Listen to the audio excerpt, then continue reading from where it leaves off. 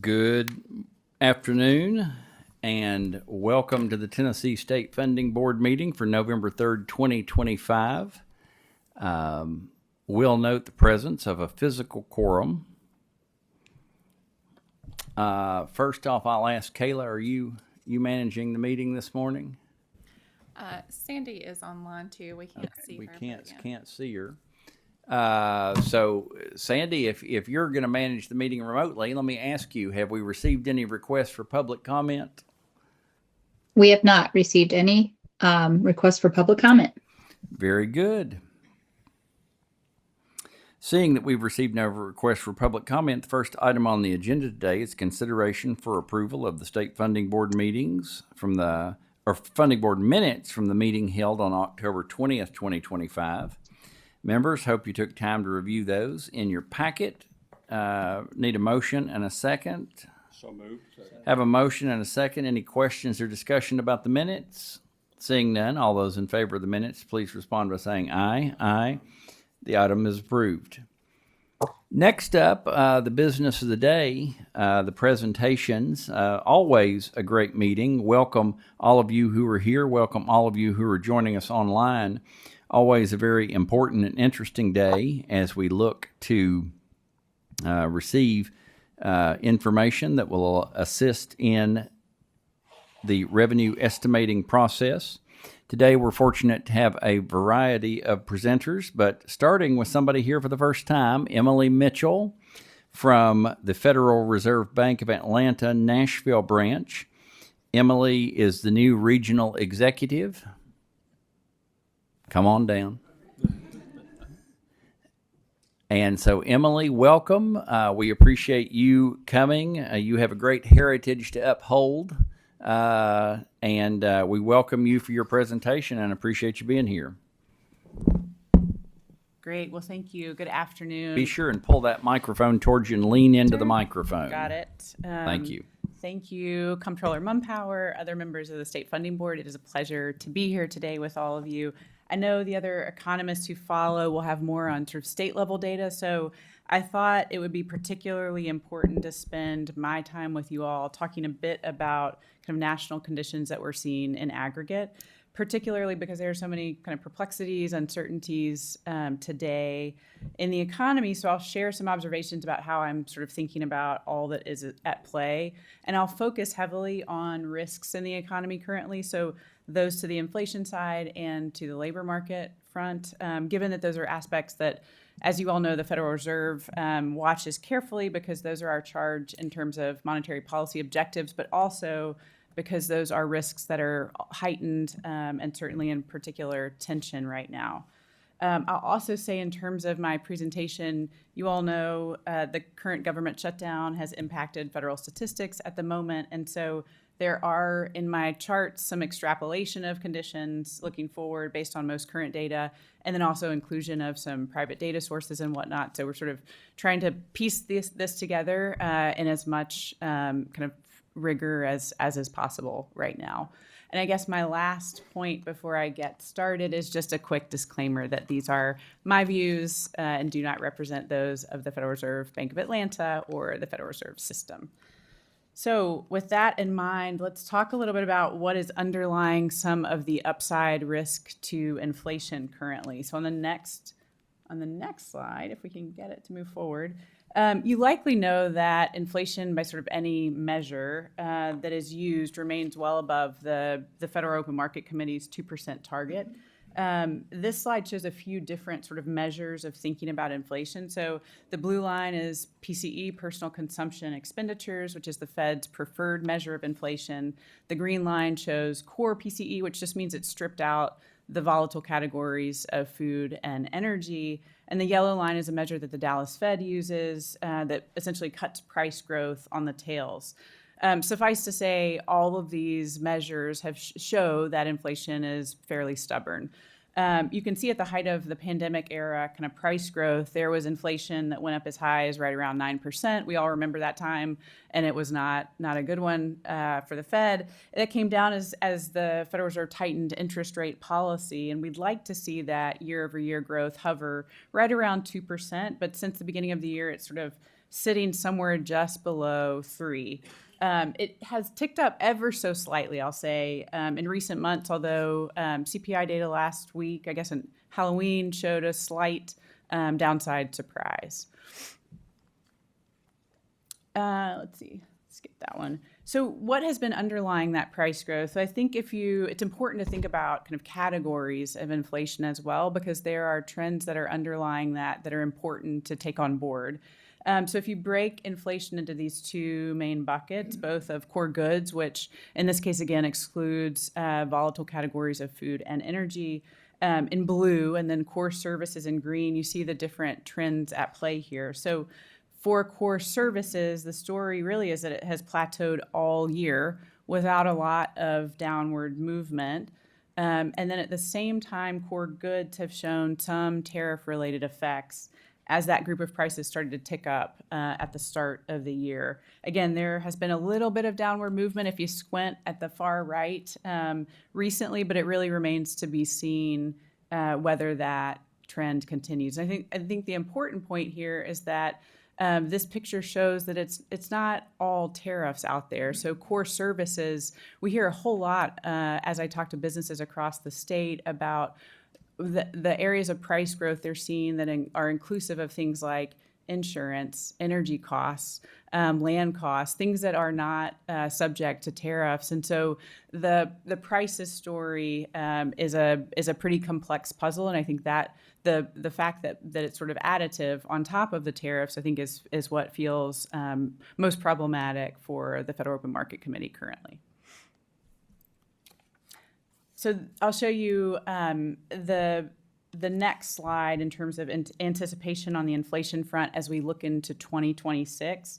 So one concern that we have about goods prices on the tariff front is really based on reports and survey data from our businesses really across the country.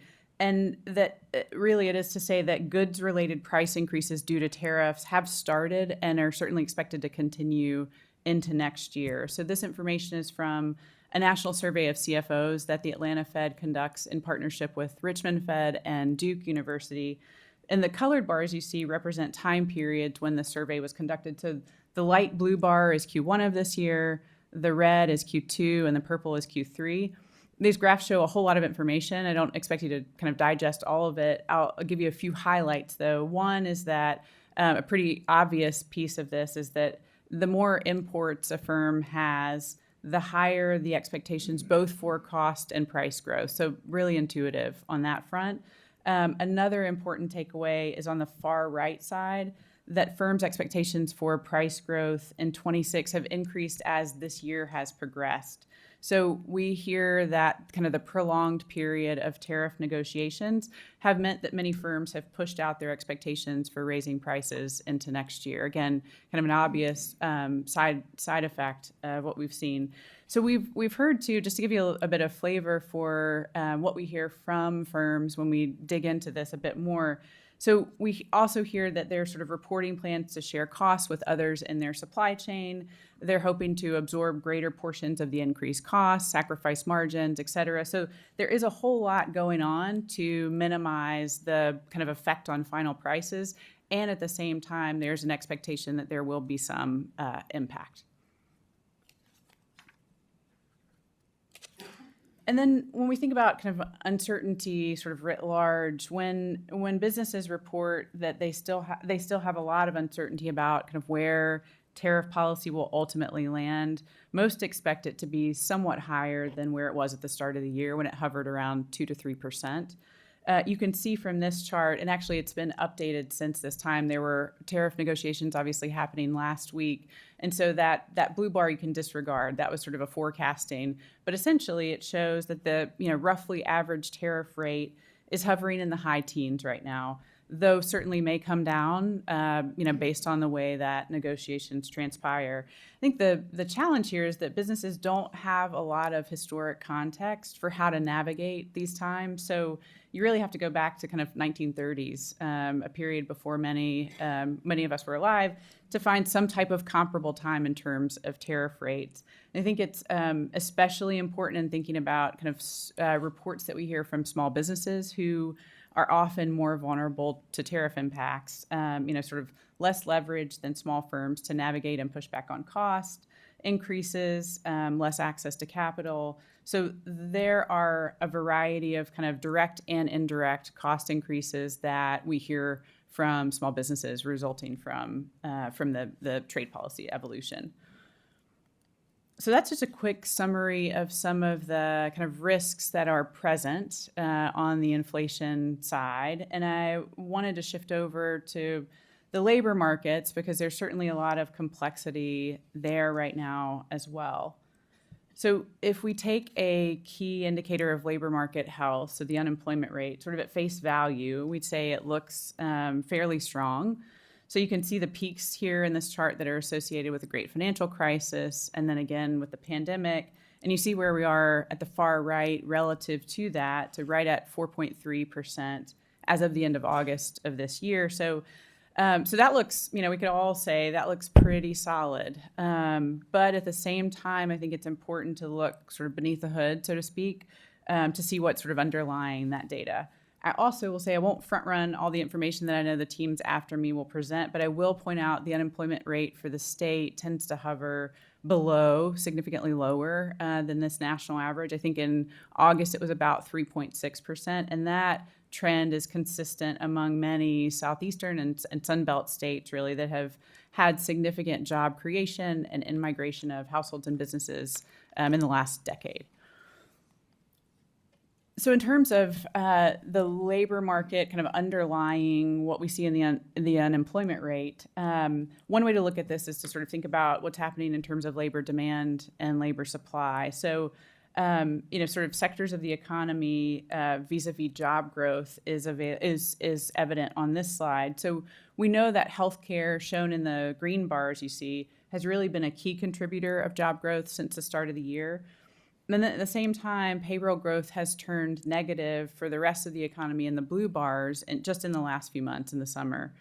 The government sector is in that orange-red color. That includes both federal, state, and local, and that's broken out only because it's been a large contributor over the last several years, but you see that has minimized as well.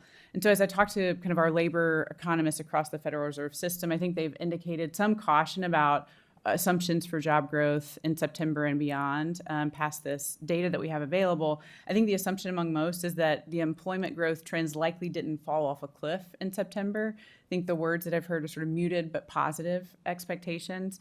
Also, with the understanding that July and August will likely be, payroll growth will be revised as well.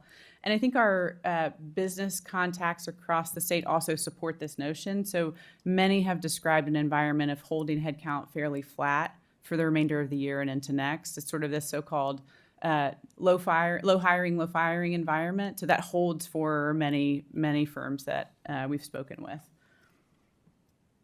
Shifting over to labor supply and taking a long-run view. So this is labor force participation rate for workers 16 and older. So you'll note kind of important takeaway here is that labor force participation rate has been declining since 2000 and has yet to recover from its sharp decline that we saw during the pandemic, which just means we have a smaller share of workers participating in the economy than we did in the 1990s. And the pandemic had a negative impact on labor supply of older Americans, defined here as 55 and older, and that's certainly amplified by the aging of the population in terms of the share. And so moving forward, the expectation is that that population aging will continue to put downward pressure on labor force participation rates, specifically of these older Americans. The other factor that we've been monitoring in terms of labor supply is kind of immigration policy and how the evolution of that may shift the number of workers of that population available in the economy. So this most recent chart shows a Congressional Budget Office estimate for immigration that has been, you see where it was sort of in January of 25, and then by September has been revised downward somewhat. And so how do we think about kind of this combination of lower employment growth alongside lower labor supply? Well, it's likely the reason that the unemployment rate has been, fairly constant, we'll call it, despite some of these conditions changing below the surface. So the fact that lower labor force growth is existing kind of implies that the U.S. economy will need to create fewer jobs to keep that unemployment rate stable, sort of all other things equal, which certainly could be what we're seeing in the unemployment rate right now and could be something to sort of keep a mindful eye on as we go forward. So then how do we sort of take all of this on board, and what does this mean for economic growth in general? So if the labor market is in fact souring and is problematic, this picture right here does not look like an economy on the brink of a recession, certainly. I'll double down and sort of reemphasize that this chart is not an official forecast. This is an estimate of real GDP growth that the Atlanta Fed team manages really as the quarter progresses and takes sort of data in real time to plug in. It was showing really strong growth, just under 4% prior to the shutdown and less of data being available. So something to kind of keep in mind. And then also to look at sort of real GDP and some components as well. So generally speaking, the blue bar, real GDP growth, has experienced some large fluctuations in recent quarters, but primarily due to swings in imports related to changes in tariff policy, especially in Q1. On average, real GDP growth slowed to about 1.4% in the first half of the year. But more importantly on this slide is the orange bar, I think. So this is called real final sales to private domestic purchasers, a fancy and long name for essentially consumption, consumer spending, which makes up about 2/3 of GDP, and business investment combined. So it's a good way to sort of understand how those two are moving. The important thing to see here, I think, is that we see those two areas have declined somewhat over the last several quarters. But at the same time, underlying that, though, we know there is significant strength within both of those components of GDP. So on the business investment side, gosh, the boom in AI and the energy sector is really keeping investment overall strong. So continuing to sort of prop that up if you think about all of the investment across the state and across the country that are happening in that space.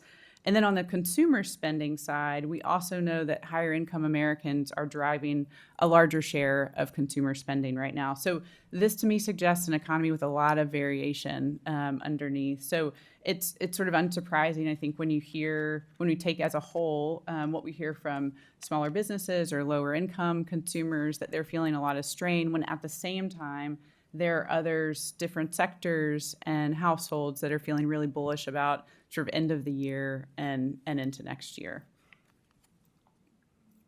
So for the Fed watchers in the room, we always have to include a slide of this variety. The Fed cut the Fed funds rate by 25 basis points at its last two meetings. So one was just last week, and you've heard probably from Chair Powell and other members of the FOMC that they are really committed to balancing both sides of the dual mandate and really managing the two risks that I've described accordingly. So in sum, I'll just leave you with a few quick statements. The pace of economic growth has certainly slowed in the first half, but there are signs that economic growth may come out even stronger in second half of the year. Inflation absolutely remains, somewhat elevated above that 2% target, and there are some upside risks I've described that inflation could potentially move farther away from that as we get into next year and see additional effects of tariff and other input costs on final price growth. At the same time, the labor market, I think, has loosened relative to the last few years, though generally the indicators are that it is, again, in aggregate, fairly solid. And at the same time, with some of these labor demand risks I flagged, there are some downside risks that the economy begins losing jobs and could eventually affect the unemployment rate.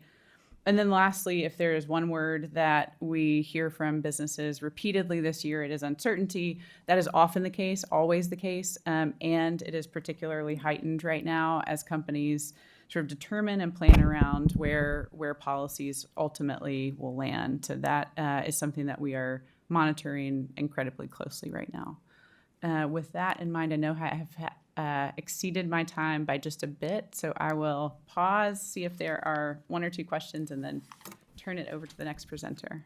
Thank you very much. As always, you've carried on the tradition of a great presentation that just provides a lot of information. In that, you talked about the healthcare sector being a big employment driver. What is funding that healthcare sector?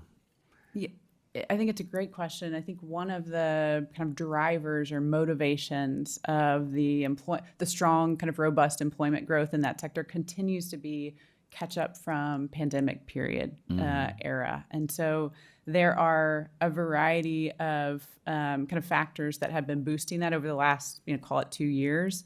And when we sort of look out at healthcare contacts, kind of broadly speaking, there's an expectation that will start to stabilize and normalize into the next several years. So, if we think about that sector continuing to boost payroll growth broadly, that sort of continued robust growth may start to level out some. So something to kind of keep an eye on, especially given changes in healthcare right now as well. Right. And of course, Nashville is always thought of as a healthcare hub. Mm-hmm. So as you're meeting with your peers, who work in different parts of the country, let me ask you to think about the Tennessee economy specific. And what word would you use to describe the Tennessee economy as you see it, especially as you compare it to your peers in other states? How would you, maybe not a word, but how would you describe your view of the Tennessee economy right now? That's a great question. Thanks for asking. I would say, and this is actually across many of the southeastern states that fall in the Atlanta Fed's footprint. So we know that there is a bit of a kind of southeast bias in the sense that there are several states that continue to outperform the national economy, Tennessee being one of those. So Tennessee, Georgia, Florida are the three that come to mind. And so we have some data, which I'm happy to share later, that shows kind of how population growth and certainly PCE and other factors have propelled that over the last, I think it's 2 or 3 decades. And I think Tennessee absolutely continues to hold true and follow those trends in the most current data I've seen. Very good. Members, what about other questions or comments? If I may. Mr. Secretary? Thank you, Ms. Comptroller. Ms. Mitchell, thanks for joining us today. Thanks for having me. I've got kind of a broad question that I don't know that you'll have an answer for, but would love your insights. And we continue to talk about the impact of AI. And just curious if you have any thoughts, perspective on what the impact of AI is going to be on Tennessee's economy. It is a fantastic question and one that has shifted notably, I think, over time in terms of my perspective and what I've heard from firms. So if you asked me, 6 months ago, what we were hearing most commonly were reports of we're sort of in early innings. There aren't a lot of use cases. We're sort of trying this out. We're at very early stages. And the pace of how quickly that has changed has been remarkable. So, now we're at a point where many companies are saying, we're adopting, and we have figured out different ways to think about this. We're putting in place various performance metrics as a result. And so it feels like while we are all still at the kind of precipice of understanding this, both for education, for business sectors, et cetera, that it is shifting pretty quickly and maybe perhaps even faster than some of us anticipated. In terms of my expectations for looking forward, one of the questions that our Atlanta Fed president asks regularly is is this intended to be job kind of complementary to your existing workforce and or replacement?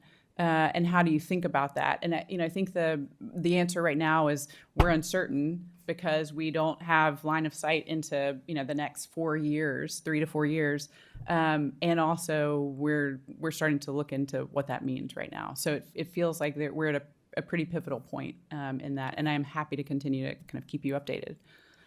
Thank you very much. It just feels like every day I read something new, and I felt like yesterday was the pivotal point, and then I find out today is, and I'm sure right. tomorrow there'll be something new That's to right. reflect on. It So thank is- you for it is sharing your moving thoughts quickly. on that. Sure. Thank you. Mr. Treasurer? On your page 15, I guess it is, the GDP now estimate that you have here and everything, it shows a pretty dramatic change there in a relatively short period of time, and in the Fed's estimate, its view of GDP going forward. Can you talk about the drivers that you think might be driving that and everything and changing it going forward? Yeah, it's a good question. There are probably, I could probably pull some data for you that show kind of point in time, what were the data inputs that we received that made it sort of spike in that way. I imagine that these are related to some of the kind of consumption growth forecasts that were coming out around that time. But I'm happy to look into it and share that with you offline so that I can give you the exact data sources, because it truly is, a data release comes out and then it's plugged into this, and that sort of directly impacts I it. realize it's sort of an episodic approach to it Yes. that you're taking there, and that Yes. type Yeah. of estimate and everything, but yet it's pretty dramatic change there, over that relatively short period of time. So, Sure. all right, thank you. Great point. Commissioner? Thank you, Mr. Chairman. Like the others, I want to thank you for being here and for sharing your expertise with us. It's very, very helpful. You made a comment toward the end. You said that you expect a rebound in second half of 2025, and yet you also talked about all the uncertainty that's out there, if you were going to describe it. Can you kind of give a little bit more context on why you think there might be a rebound in the second half of this year, please? Sure, and I guess that was in context to what we saw in terms of really weak, kind of on average, GDP in the first half of 1.4%, and so it's sort of the fact that the economy has normalized. So much of that was sort of strange behaviors related to inventory pull forward around tariff policy, and really in the first quarter. And so I think we're well past some of that kind of bullwhip effect of what's happening and how do we manage around that. And so even if nothing else, all else holds equal, I think just that by virtue of that, we will be in a stronger position in second half. And some of the momentum I described around what we're seeing in terms of business investment that feels kind of unmatched and doesn't really seem to have any sort of hamstrings related to what's happening in the macro economy. Those things feel like they're moving at a really strong pace, and so I expect that will help put some kind of tailwind behind GDP as well. One more. Yes, you're recognized. Thank you again, Ms. Comptroller. Ms. Mitchell, I know that you were careful to say at the beginning of the conversation that these views are your own and not necessarily reflect the thoughts of the Federal Reserve Bank. So if you don't feel comfortable answering, offering opinions, I certainly understand that. But, now it feels like it doesn't feel like there has been a lot of conversation about confidence in BLS data, the Bureau of Labor Statistics. And just curious, do you share some of those concerns? Do you have any thoughts you'd like to offer or can offer on how you think that's going to be viewed going forward? Yeah, it's an important question. I think that we at the Federal Reserve feel that those government statistics are wildly important and the gold standard, and so we have a lot of faith in them. And at the same time, we have a whole lot of connections and colleagues who have direct relationships with the team at BLS and all of the other federal data statistic agencies, and feel confident that everyone is sort of head down, continuing to do their job currently. So we are hopeful that as soon as possible, with the shutdown, that we will start seeing that data come, relatively quickly. So our expectation, there are a variety of ways that we're able to monitor through, like I said, a number of private data sources, through surveys, through kind of qualitative information gathering, et cetera. And we would love to be able to, kind of add to that, pull back in our federal data statistics. So our assumption is that those will be updated, and sort of come through in the time increments that they typically would, sort of backdated as soon as we're past this period. Do you have any concern? I know one of the things that I see Dr. Bruce here, we're always, as we talk about Tennessee's economy, I know he's doing a lot more than I am. And it seems to me like I'll look at data from at this point, and then I'll wind up coming back, that as I look at the data 6 months later, they've made an adjustment. Sure. And I get really concerned about people are trying to make decisions in real time today. And then 6 months later, there's been some type of adjustment or correction. We find out it wasn't what we thought it was. Do you share any of that concern? Do you have any suggestions about, for anybody looking in, how strongly they might consider or take with a grain of salt the information coming out of the Bureau of Labor Statistics? Sure. I think the adjustments are to be expected and a normal part of kind of how the data process works. And I think it emphasizes to all of us, which has always been the case, that just one data set is not the kind of end all be all. So it's sort of taking a compilation view, more kind of comprehensive view of the economy, so that we can understand, okay, if this is saying something, let's look at these 4 other sources and try to make sense and figure out sort of the so what behind it. Yeah, I appreciate that perspective in your words earlier, and I know you didn't come here to discuss this today, but now I've got an expert sitting in front of me. I'm dying to ask some questions. You talked about that really kind of being a gold standard, and whenever but it is one piece of the puzzle. Sure. And I think we rely very heavily a lot of times on that one piece, and we're not looking at everything else. So I just caution anybody watching, anybody paying attention, to realize and take your words to heart, that it is merely one piece of the puzzle and not the majority of the puzzle. Sure. Thank you, ma'am. Thank you. Thank you. Any further questions, comments? So again, in summary, thank you for being here as a Tennessean. So this is not really your game today, but as a Tennessean, give this board some advice on the mindset we should use as we anticipate projecting revenue for the next year in Tennessee. You would urge us to be of what mind? Conservative minded, cautious. What? I don't want to put a word. I want you to give us your opinion. How would you approach the revenue estimating for the next year? So I am in a risk-averse profession by nature, so you can expect that my answer will likely be on that side.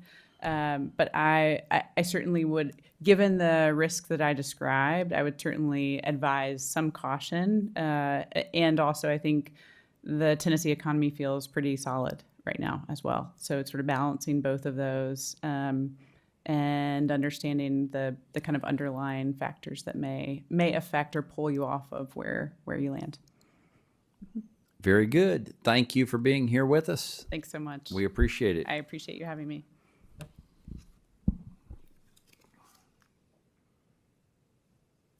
Next up today, we have Dr. Dawn Bruce from the Boyd Center for Business and Economic Research at the University of Tennessee. Dr. Bruce, glad to have you back with us, and you are recognized. Thank you, Mr. Chairman and members. It's an honor to be here. We're very appreciative of the opportunity to be a participant in this very important process that you all face each year. We take it very seriously, and we really do appreciate the opportunity to really bring our perspective in terms of where we think revenues will be coming in the next year to 2 years. Let me go ahead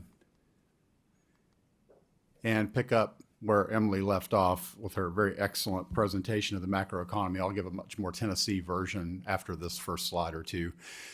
We do see the underlying macroeconomy performing very well, although if you really look at these last few quarters of data, you might notice a slight downward trend in the quarterly growth rates of real gross domestic product or inflation-adjusted gross domestic product. And this would be our number one indicator of macroeconomic health. We pay a lot of attention to this indicator, and this really is the basis for our state revenue forecast. So just as a precursor to set the stage for where I'm going to end up, we are expecting slower real growth nationally. We are generally expecting, as has been the case for several years, stronger economic growth in the state of Tennessee relative to the nation.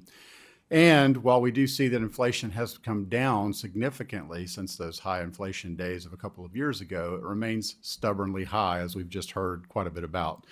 That coming down means inflation can no longer be counted on to prop up revenue collections in the state of Tennessee. And that's going to be an important message throughout. Since the end of the Great Recession, so what you have here is a really interesting, difficult to decipher picture. So I'll unpack this one a little bit more slowly. If we benchmark everything to the end of the Great Recession in 2009, how has the Tennessee economy done relative to the nation and relative to the U.S. major trading partners? For ease of viewing, I'll apply the Rocky Top bias. The Tennessee line is orange. The Tennessee economy has performed well above the U.S. and major trading partners since that time. This is a long storyline. I've brought it to this room at least a couple of years in a row now. You see that our economy is at least 50% greater than it was at the end of the Great Recession, well above the U.S. in blue and well above those major trading partners as well over this time. So the recent health of the Tennessee economy has been no surprise, and it continues today. We have outpaced our AAA rated counterparts across the country. We've outpaced the U.S. since right before COVID. The last 5 years, our compound annual growth rate's been on the average of 3.2% in real GDP in Tennessee, well above the U.S. at 2.4, well above most of those AAA rated states. To the great credit of those in the room and beyond who take care of the state economy so well. If you look across the country, however, in the most recent data, we have seen slightly slower growth rates in Tennessee and surrounding states. This is first 2 quarters of 2025, expressed at an annual rate. We're only at about 3.1%, slightly below that 5-year average, but still quite solid. And just wanted to give you a little bit more of the geographic perspective on GDP growth. Consumer sentiment we talk about a lot because consumption is, as we've heard this afternoon, 2/3 of the macroeconomy. And we were right around that 100 level with consumer sentiment right before COVID, and it's just been on a generally downward trend, which is really quite ironic because consumption spending continues to grow and buoy up the national economy. So we're right around that 60 mark in the most recent data with consumer sentiment, something to keep an eye on because we feel like the consumers may be a little pessimistic about the economy, but not necessarily about their personal situation. And so we're watching to see that the consumers continue to invest and spend in the economy. Inflation remains a major headline. It is not nearly contributing as much to state collections in terms of tax collections. But we do emphasize it here with our work in Tennessee because our 2 major revenue streams are highly dependent on prices. With sales taxes and franchise and excise taxes, as inflation goes, so go collections, and I'll come back to that with a time series picture a little bit later on. But inflation remains stubbornly high. That being said, the Fed has been fairly confident that we've done a pretty good job, and you've seen better data already today on interest rates. But we've seen 2 rate cuts recently. The question now is how many more and when?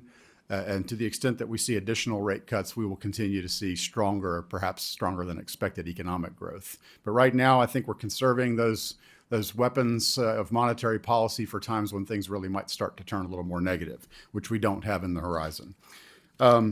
With the federal government shutdown, it's a major storyline in our line of work. You've talked about this today. We are heavily dependent on federal data sources, BLS, BEA, Census. We house the Tennessee State Data Center and the Boyd Center at UT Knoxville. And we've had to supplement, like everybody else, with whatever else we can find. And it's been a great time to be doing a business leader survey. And so I think I'd like to take just a couple of minutes and highlight some of the highlights from the most recent survey, which was done in late summer of this year. And we just released these a month or so ago. So this is a lot of data on one screen. Let me just kind of summarize it very quickly. Our business leaders in Tennessee have been generally pessimistic about the U.S. performance relative to last year. Only about 1/3 say that in the current situation, we're better off a little bit or a lot better off than we were a year ago. If you ask the same business leaders to think about next year, you see a little bit more optimism about the macroeconomy. Those percentages, 17% say will be considerably better. 25% will say will be a little bit better than the current year. So a little bit more optimism for the next year with the national economy. The highlight for us today is the Tennessee results in the far right column.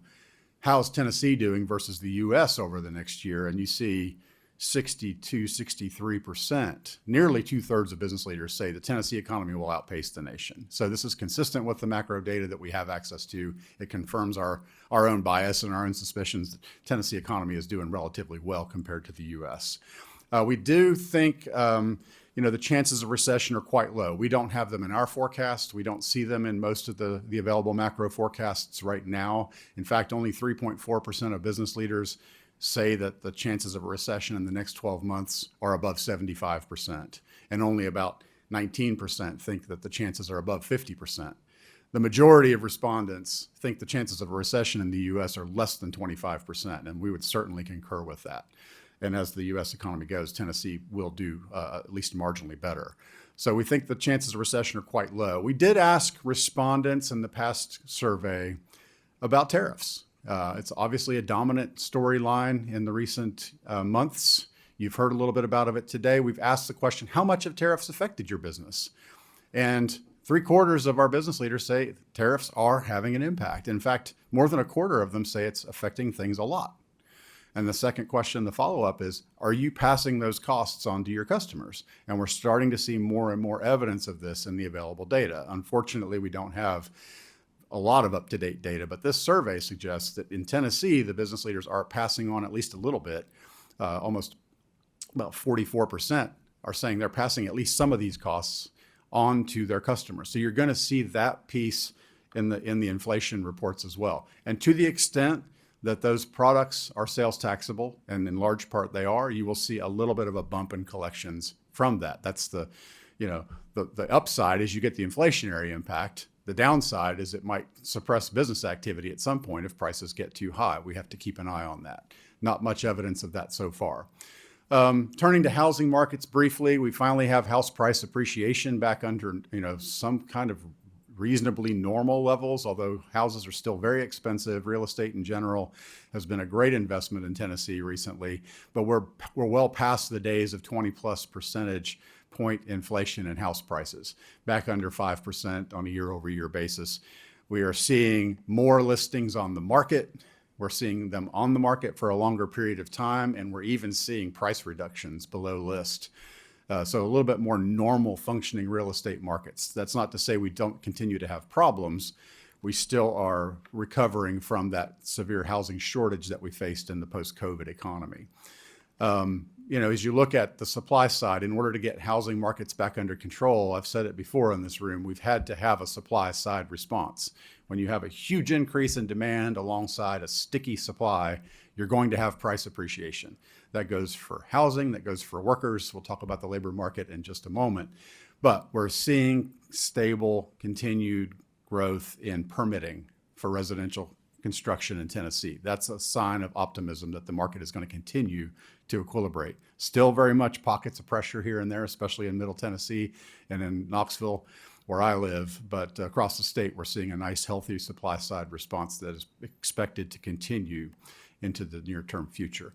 Turning to the labor market, we've seen the labor supplies stories and the unemployment rate story, but I highlight that Tennessee's unemployment rate has traditionally been below the U.S. for a long, long time, certainly for the entirety of the post-COVID economy, down about 3.6% in the most recent data relative to the U.S. at 4.3%. No real surprise there. The really interesting new data that we have is that we're starting to see a slight, noticeable but definitely positive uptick in labor force participation in Tennessee after a very long period of decline. COVID took 2 to 3 percentage points of labor force participation away from us. That was true at the national level, true at the state level, and it's been interestingly troubling to see the U.S. rebound nationally while Tennessee's labor force participation rate continued to fall post-COVID. We made up some ground pretty quickly, but the most recent data suggested we were losing even more labor force participation. But it is interesting to see in those last few months, we've started to see that orange line come back up towards the blue line a little bit. We'll continue to monitor that. But when you have tremendous growth in labor demand alongside a sticky supply, you have price growth. That's bad for the employer who has to pay the higher wage. It's really great for the Tennessean who has more income in their pockets, as long as those dollars grow faster than prices. So We've added over 250,000 jobs since COVID. That's a highlight of the success story in Tennessee. 266,000 new jobs since March 2020, just a massive rate of growth. But you'll notice in this chart that line has started to flatten out a little bit as well. The monthly and annual increases in employment have not been quite as strong as they were in those first few years post-COVID. But the labor market is doing quite well. We've seen employment growth in Tennessee over the last 6 years, again, certainly well above the country, but also well above most of those AAA rated states. 8.6% employment growth over that 6-year period of time, very strong compared to national employment growth of 5.5%. We've been watering the grass in Tennessee for a long time, and people know it now. And they're coming in, they're bringing their businesses, and they're bringing their employees with them. Thank goodness, because without that in-migration of employees, we wouldn't have employment growth. Our population is on a natural decline.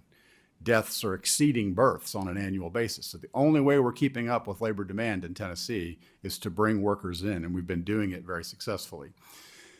I highlight this figure each year for you all. I think it's important to keep track of labor market equilibrium in Tennessee. We have had a tremendous shortage of workers for most of that COVID period, post-COVID period. The blue line being labor demand, which is total employment plus total job listings, job openings.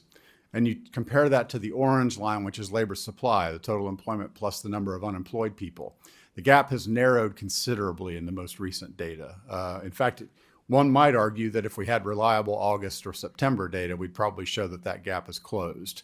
I'm not willing to hang my hat on that one yet. I will say we still have a slight imbalance, but 21,000 is a lot better than some of those numbers I've reported in this room. In other words, we put every unemployed person to work in Tennessee. We still have 21,000 unfilled jobs. It's probably lower than that now. I don't really have a good forecast or estimate of what that would be, but the labor market is starting to equilibrate. Incomes have been growing. Tennessee is now on par with the Southeast average, just under $65,000 in nominal, not inflation-adjusted terms per person in Tennessee. Still on the order of 10% below the U.S., but that's reflected in cost of living differences, generally speaking, especially if we kind of ignore housing for a moment. And for most cases, where our cost of living on average is about 10% lower. So real terms, probably on par, but doing very well compared to southeastern states during the most recent years, and this is 2024 data with income. And so to the headline, which I unfortunately have in really, really tiny font, but hopefully you can see it on the pages in front of you. This is our revenue forecast for 2026 and 2027. Continues to be a very difficult time to forecast tax revenues, and I don't mean to sit up here and make excuses.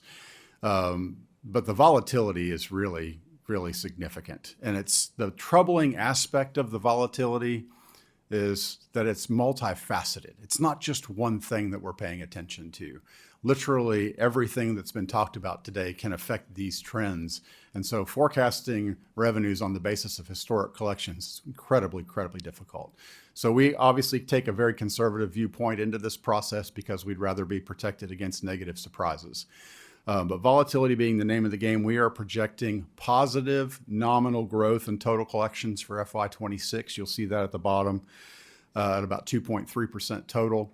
On the heels of a negative fiscal year last year that was mostly policy induced. The major policy changes, especially with franchise and excise taxes, but also a sales tax holiday that was considerable in length.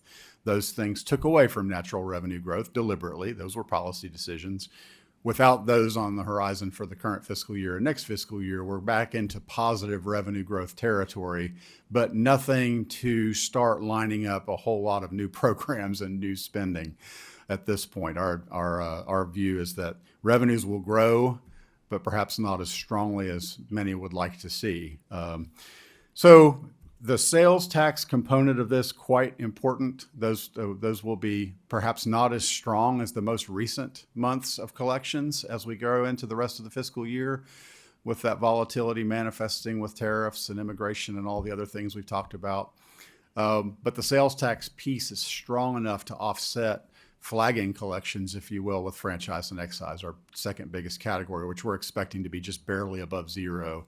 We've got some recent data that might suggest the upside potential there is pretty strong, but we would caution against making a major prediction on the basis of a single data point at this point. I think we need to see a few more months there before we'd be more comfortable with a higher number for franchise and excise.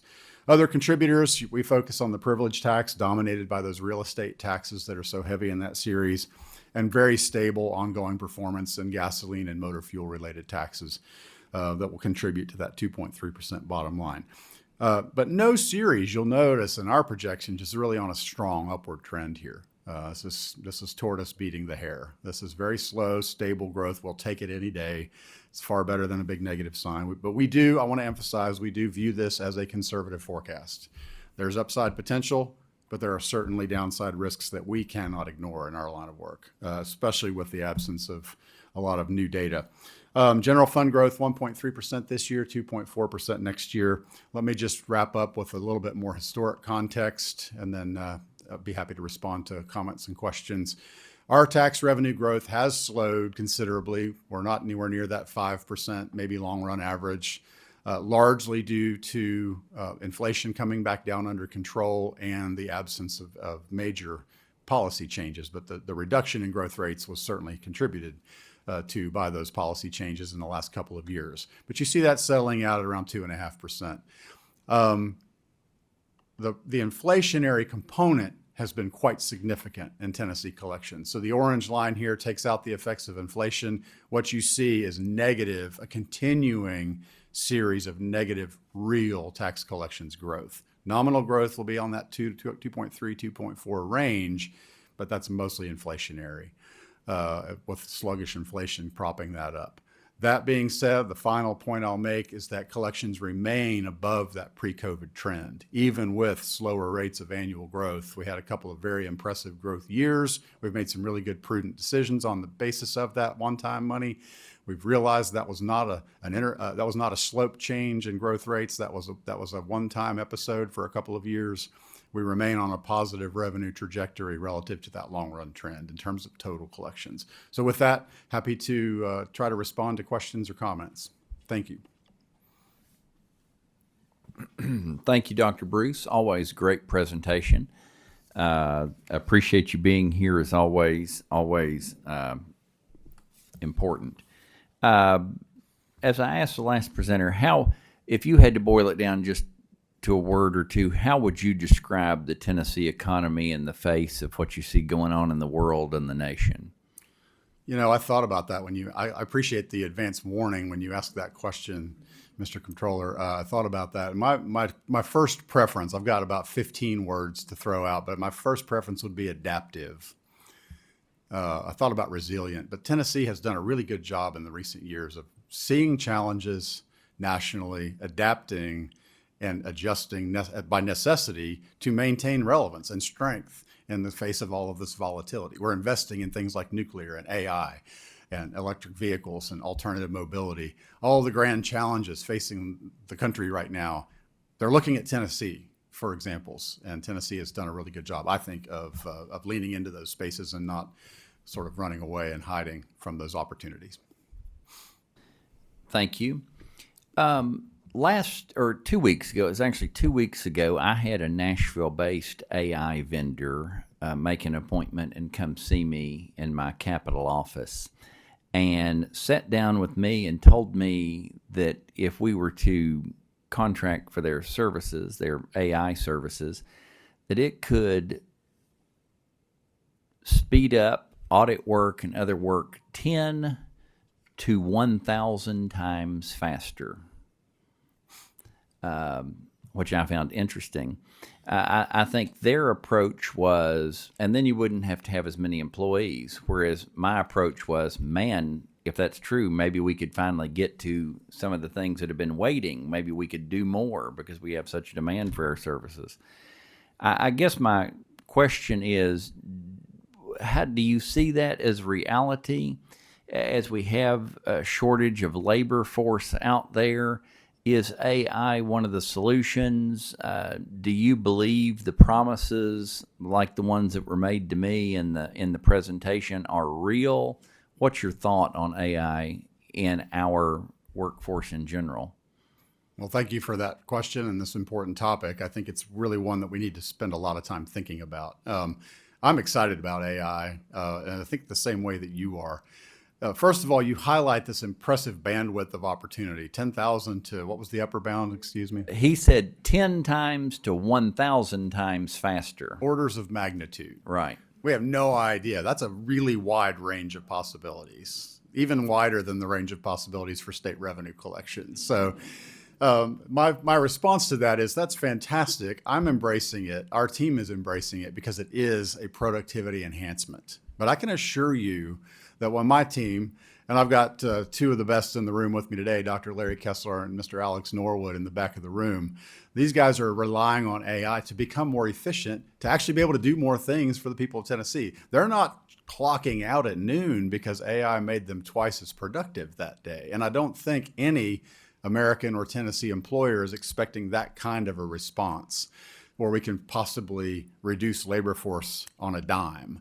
Now, will that slow the rate of growth of employment demand? One hopes, because we don't have the people to supply right now. So in that sense, my framing is it's really a great time for us to really dive in on AI and harness these technological advances in a time when we don't have much of a choice. Where we can automate, where we can economize with efficiency enhancements, whether it's AI or anything else, we have no choice but to do that if we're going to remain relevant in the economy. So I think it's more of an opportunity. It's more of an upside potential. Obviously risks, obviously concerns with security. We've got to maintain protective structure around that, and we will do that. Tennessee is very risk averse when it comes to these kinds of things. I see no change in that with AI, but we're also making those investments in a strategic fashion.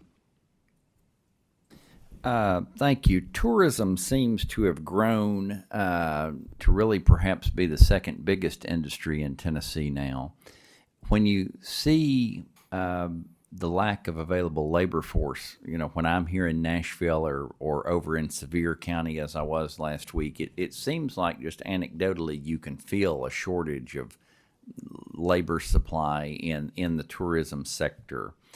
Where is it? Number one, what do you think about the future of tourism to our economy as a whole? But number two, where do you see the biggest gaps in labor supply being?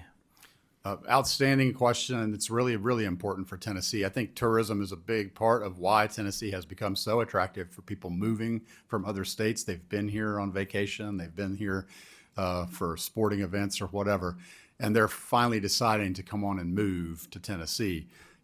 I've been in East Tennessee for over 25 years now, and I've never known a time when tourism had enough workers. It seems like there's always a shortage. There's always excess demand. You're always waiting in line for this or waiting because we don't have enough people to run this. But I also see a lot of innovation. An early example that I refer to a lot, there's none better than Dolly Parton when it comes to this stuff. Dolly's been famous for bringing workers in from other places, housing them, transporting them to the work site. As long as we have the opportunity to do that, those kinds of things will happen because the businesses will figure out a way to make it happen. We're also seeing an unprecedented set of innovation in those spaces in terms of technology. You're less likely to interact with humans. You're more likely to be directed to websites or apps to get things resolved. Anywhere we have an opportunity to maintain productivity without the same level of workforce, we're going to continue to see those innovations being made. I don't see Tennessee tourism on a long-term risk path because we still have things people want to come here to see and experience. The Great Smoky Mountains, the sports, the great outdoor recreation that we have, all the things that we work so hard to preserve and maintain continue to draw people here.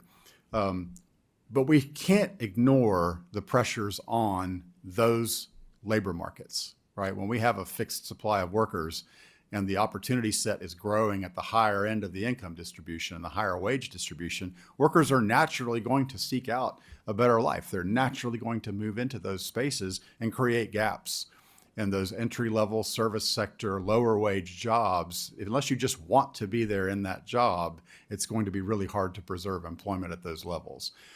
We have no choice at this point, as I've said already. other than to bring people in to fill those jobs. And so far, that's what we've been doing. I don't see that turning around. I don't see a sort of runaway train situation there. Continues to require monitoring for sure. Members, other questions or comments? I've got one. Ms. Secretary? It's not nearly as high level as what you asked earlier. So, Dr. Bruce, one of the things we know, very sales tax oriented state, one of the perverse things that can happen with tariffs, obviously, is it's going to have an impact on increased sales tax revenues. How much of that is baked in to your numbers? Are you assuming that it is the way it is today with no further changes, or do you have it? That's part of what I would call upside potential. And I don't mean to give a positive spin to that. That's a collections potential. I got you. Right? The way you framed it. Thank you for that framing.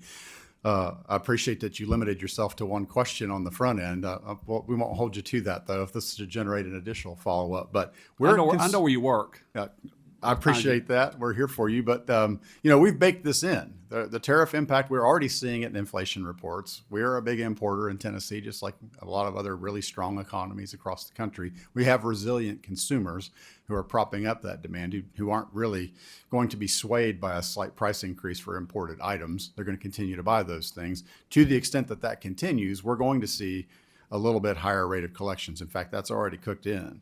Okay. I would say it's going to be higher than it is today, but I'm not willing to necessarily hang my hat on that number because who knows? Nobody wants these tariffs to hang around at current levels forever.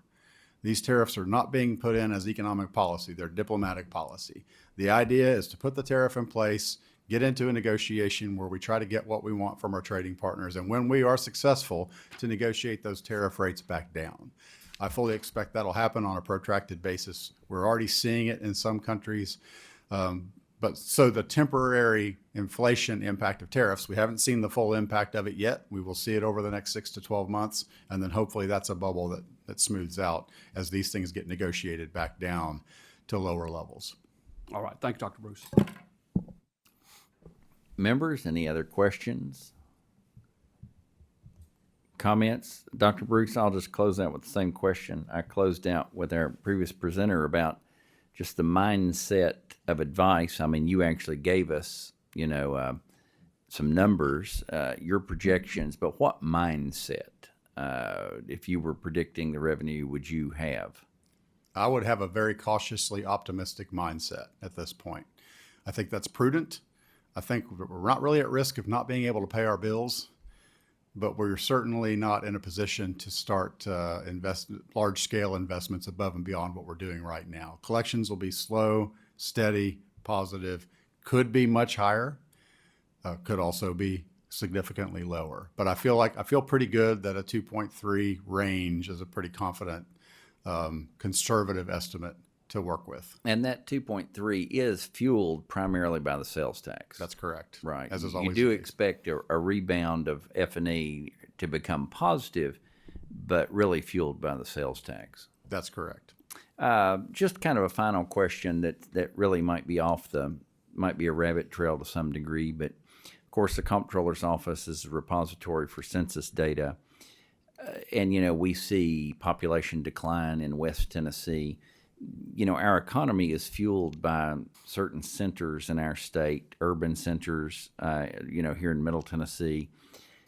What do we do to assist all areas of the state? What must happen to bring, opportunity to every corner of the state?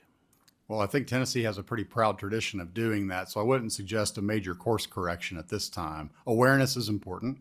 Memphis and West Tennessee have been strong contributors to the state economic growth, and population growth has been a big part of that. And their current situation is not exactly in keeping with that historic trend. That doesn't necessarily mean there's a problem that needs to be fixed, right? Every bubble correction may be necessary for other forces. But to continue to be aware, to look for those opportunities, especially around the middle of West Tennessee, where we're seeing massive investments now that may be a little slower than we had anticipated, but we'll continue on that path. Memphis has a proud tradition of being heavily represented by major industry. larger outsized contributors to economic growth. The state more broadly, where each pocket may have a similar storyline, the state is much more diversified. So my advice always when it comes to economic development opportunities is to invest in durable assets. Invest in things that are going to be left behind regardless of how the economy grows. Education, healthcare, infrastructure, connectivity, water the grass like Tennessee's been doing statewide for many, many years, and things will find their way to that wonderful, wonderful and culturally rich, historically rich part of our state. We don't want to leave that behind as Middle and East Tennessee continue to grow like gangbusters. I feel like this is an opportunity to, target strategically to the extent that you find a necessary opportunity there, but really continue to do the things that we've been doing statewide with economic development, and we'll find a long-term upward trajectory there. Thank you very much. Seeing no further questions, we appreciate you being here. Thank you. Next up on our agenda today, we have Dr. Joseph Newhart, professor of economics from East Tennessee State University over in my neck of the woods of Upper East Tennessee. Dr. Newhart, welcome back. We're glad to have you. You're recognized. Be sure the green light's on and lean into that microphone. There it goes. There you go. I'll abbreviate some of my comments as I go along for time and for redundancy. But just to start off, let's see my slides here. Tennessee is growing in terms of population, labor force, real output, and collections. We're building more housing, and so far, although the trade war is harming select sectors, the economy overall continues to grow. A few issues are worth keeping an eye on. Manufacturing jobs are down slightly. In Tennessee, the retail sector is down slightly, and the rising cost of living is imposing a burden on consumers. Unemployment rate is low, 3.6% for the state, as you know. I like this graph because it shows the correlation with the business cycle, those bars in gray, and you can see how fast that things can change suddenly without warning when you hit a recession. We have periods where there's this long, steady period of stable unemployment, and then suddenly it's up. Labor force participation rate, historically below the U.S., but we can see, as my colleague was just discussing, that gap is pretty large, but we've been converging back with the United States in recent months. Looking at the labor force in select industries in Tennessee, we generally see job growth. However, one thing that stood out to us that my team was discussing is this anomaly with manufacturing. It's lost 8,500 jobs since 2022. That amounts to 3% of the manufacturing workforce. Looking at JOLTS, there's been some prominent layoffs in the news recently, but the labor market looks healthy. The high number of job openings during the pandemic was an anomaly, and we're still higher than the long-run average. Hires and quits look to be average. Layoffs, which are not pictured here, are also very low in August. All I'll say about the stock market is that we know there's a wealth effect, that when people's wealth increases, that increases their consumption. About every $100 that somebody makes, they increase their spending by $3, $4, $5. It could go backwards too. So if there is some correction in the stock market, one thing I expect is to see a big pullback in the amount of spending. Looking at output by sector in Tennessee, output's generally up. It's slightly down in retail recently, which is a major revenue source for the state due to the sales tax. Oh, there we go. We look at housing as one example of cost pressures on Tennessee households. Statewide, the housing supply has recovered from the COVID shock and is at the highest level since 2016. This new construction is concentrated in Middle Tennessee. We're still a little bit behind out in East Tennessee. Tennessee is one of 15 states that returned to or surpassed pre-COVID housing supply. So unlike some other states, Tennessee is a state that gets out of the way and lets the private sector work. Housing prices go up. That incentivizes businesses to, construction companies to start building. That's what they've done. This is the path to recovery in housing affordability. You just have to build. So even as supply recovers, the number of building permits remains high, foreshadowing continued new construction in the state. For all states in the South, Tennessee currently has the second highest median listing price for homes, behind only Virginia.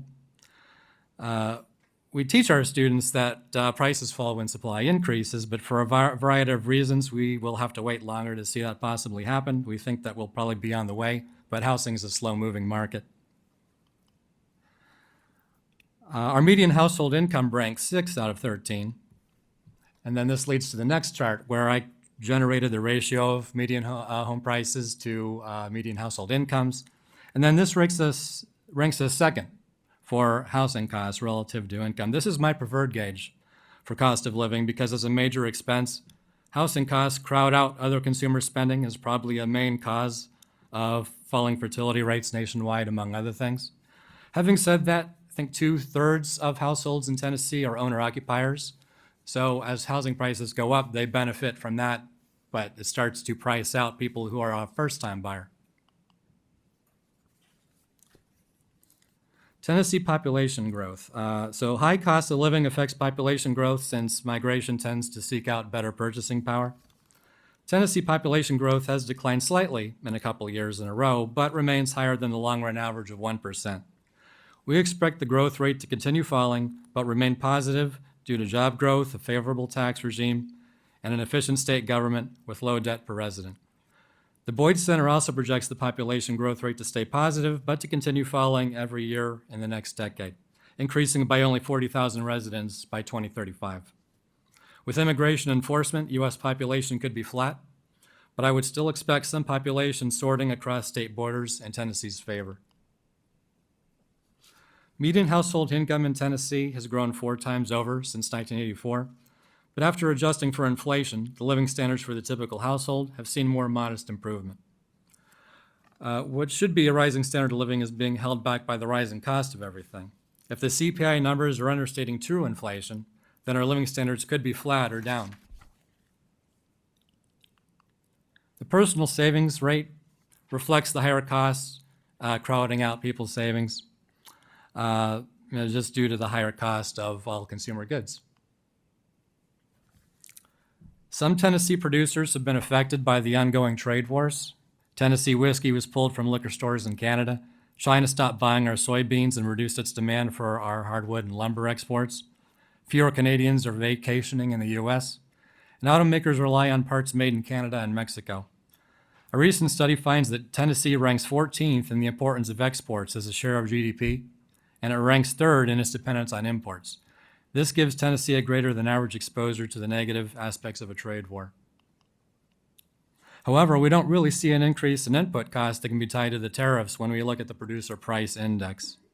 A recent survey conducted by the Boyd Center found that 75% of business leaders say the tariffs have affected business in Tennessee at least a little bit, and 44% of the tariffs have been passed on to consumers, but most business leaders believe that a risk of recession is low.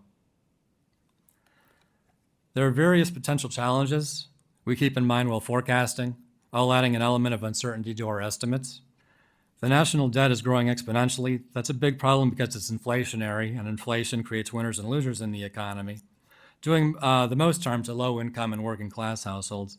However, another metric, the debt-to-GDP ratio, is stable right now due to economic growth. I expect 3% to be the new 2% for the Federal Reserve's inflation target. The gold market, gold has just exceeded $4,000 per ounce. That reflects a loss of confidence in central banks worldwide. The federal shutdown is going on longer than I expected it would. We have 42 million Americans that collect food stamps. They're being affected by that. And all these challenges, one thing about them is that they're known. So as far as risk of recession, sometimes it's the things that are unknown and that are not expected that end up hurting you. Last year at this time, the yield curve gave its traditional signal that a recession was imminent. At this point, it seems that we can write off that as a rare false positive. Unemployment remains low, and it doesn't seem like the probability of a recession is higher for this fiscal year than for any other year. Just as one example of what we see in the data, for the past 5 years, we observe a decrease in the trend for F&E collections as well as an increase in volatility over time. If this expanded further out, like 25 years, you see that big increase in volatility in recent years. This could be due to changes to the law or the process of collections or due to the monetary policy or other economic conditions. We also observe the structural break of the pandemic disrupts reliable statistical forecasting in some categories. So sometimes our strategy is often to produce a combined forecast that averages multiple forecasting models together, which is also how we arrived at today's F&E forecast. Our team also feels it's important to emphasize that even though collections have tripled since 2000, after adjusting for inflation, collections have less than doubled. This also does not account for population growth, which increases the demand for government services. If we account for both inflation and population growth, in the orange line there, we see that it's basically been flat for the past quarter of a century. So this reflects the increase in the costs that have coincided with increases in tax collections. So here, lastly, we have our best estimates for collections for the new next 2 fiscal years. We anticipate modest 2.28% growth for 2026 and close to the same in 2027. We're a little more confident in our sales forecast. F&E is really tricky. We have different models that we use, and they can end up all over the place. Again, that speaks to the amount of volatility that we see in that series. And if it's true that 3% is just going to be the norm moving forward, if that's the new Federal Reserve, at least implicit target, then a 2.28% growth rate in collections is actually negative in terms of real growth. And then on the last page, we have the allocations, with over $19 billion to the general fund. And now I'm happy to answer any questions you may have.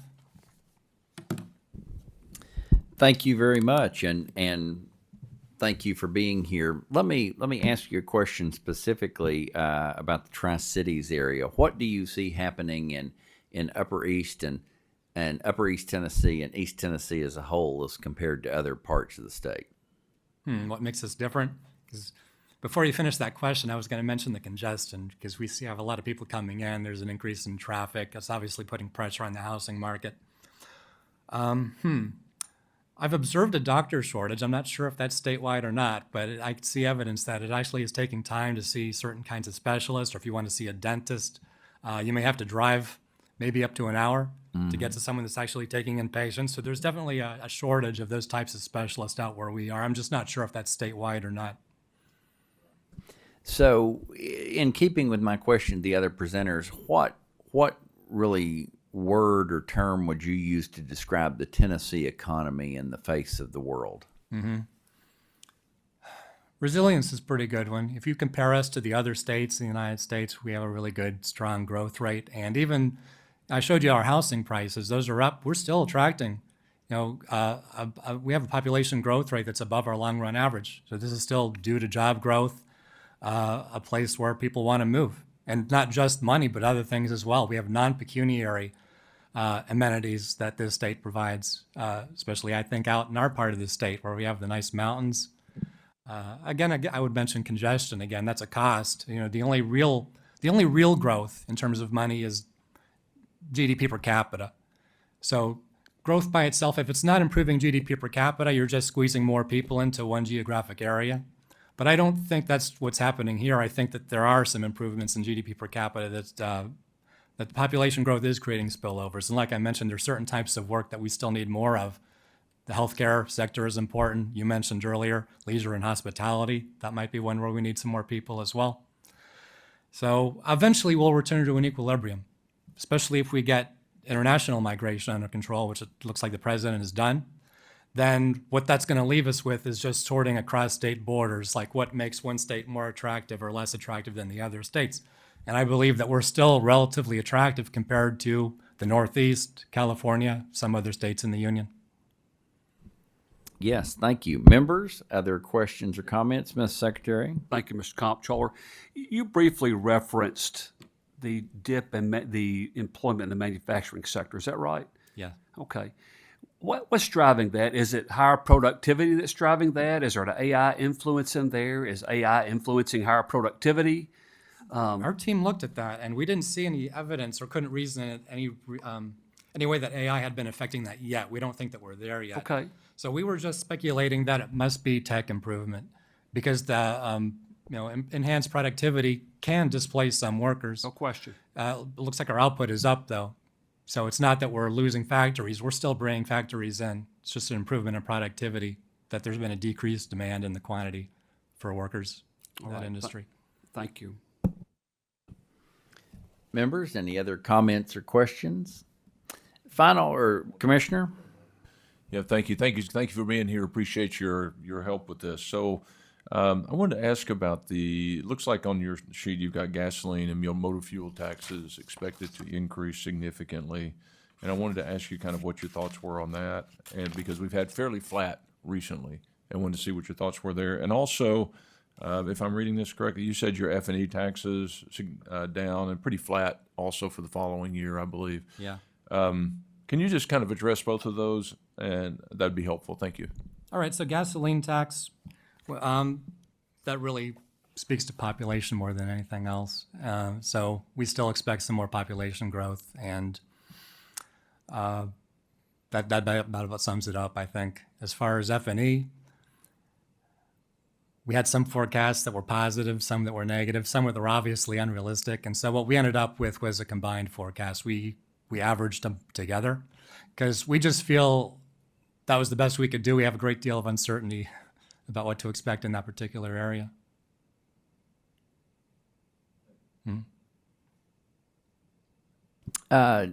Final question I have for you is the same final question I had for the previous two. What mindset, you've given us numbers, but what mindset do you advise us to use as we set revenue forecasts? I'm also conservative because if you look at our forecast for collections, it's actually less than the inflation rate that we expect, which would imply that the collections will actually fall in real terms, at least slightly. So we'll be working hard just to maintain the level of services that we're already providing if collections stay, if they end up conforming with the forecast. So I'm very conservative. Very good. Thank you, as always, for being here. Appreciate it very much. Thanks for having us. Next up on our agenda today, Commissioner David Girigano and Jeff Biarkey with the Department of Revenue. Come on down and you're recognized.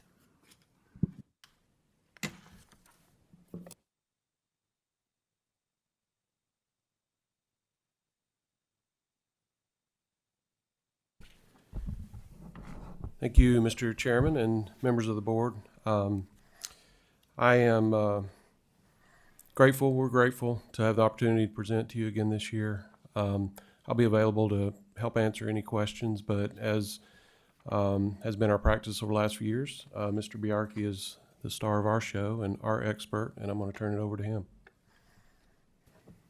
Thank you, Mr. Comptroller, members of the board. I think that as we kind of talk about what the key areas of our forecast is I think what we're expecting is kind of slow to moderate growth across most revenues, and we'll get into details there.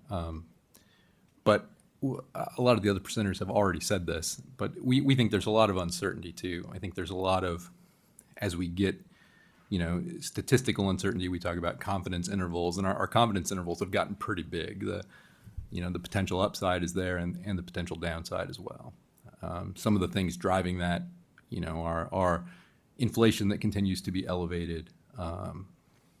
We think that generally the economic indicators for Tennessee look pretty good. They're generally at or kind of above the long-term trend.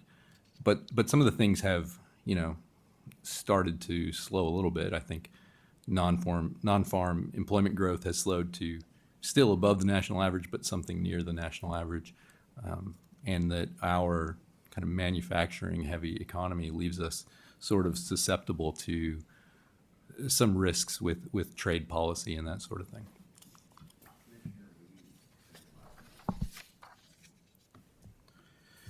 So just looking at this first slide here, slightly negative growth for total revenue in FY25.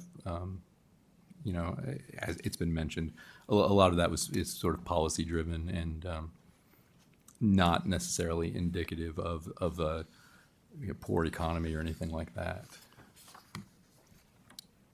And this slide is one that we see every year, but I'd like to point out a little bit of a change here, and that is that we're used to seeing sales and use tax account for about 60% of our total state tax collections, but it's moved up to about 67%. And, again, that reflects policy changes, particularly in F&E, but it does, it definitely shows that we are more dependent on sales tax than we have been historically.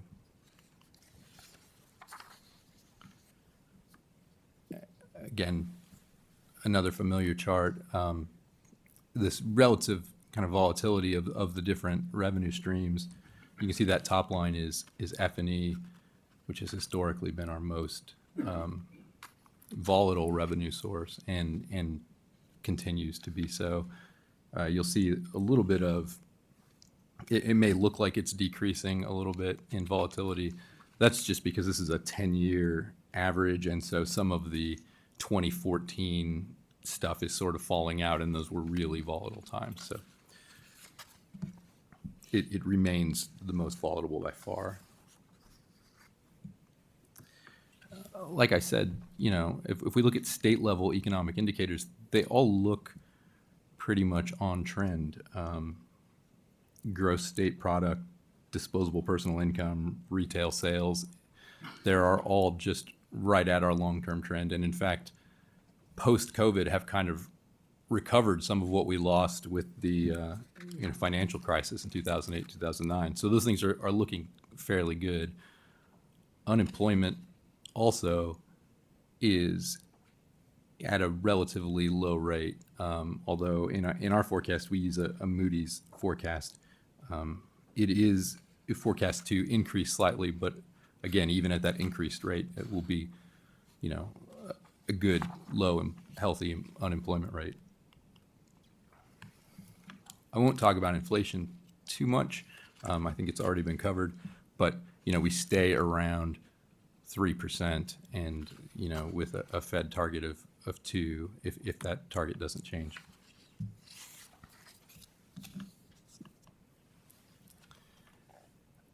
This chart just shows our growth in taxable sales, and the red part is non-food and the blue is food. And you can see that, we have pretty steady, there's a strong seasonal pattern there, of course, but pretty steady growth in taxable sales, although that may be flattening out just slightly. We're not growing at the rates we were in the, immediate post-COVID kind of era.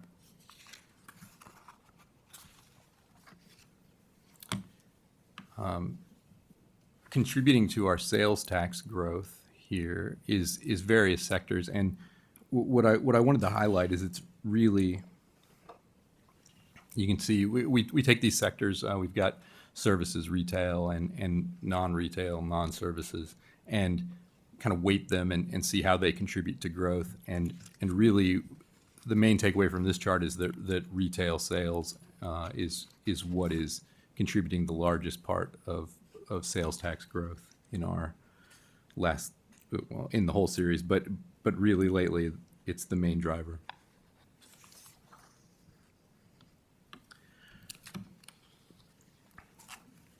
One of the things that has been brought up, I think in several of the presentations is some of the things that are happening in our housing kind of economy.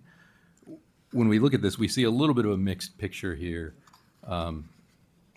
The top table is sales tax collections from building materials, NAICS sectors, and that's basically flat. It's up in the last 6 months of, less than 1%.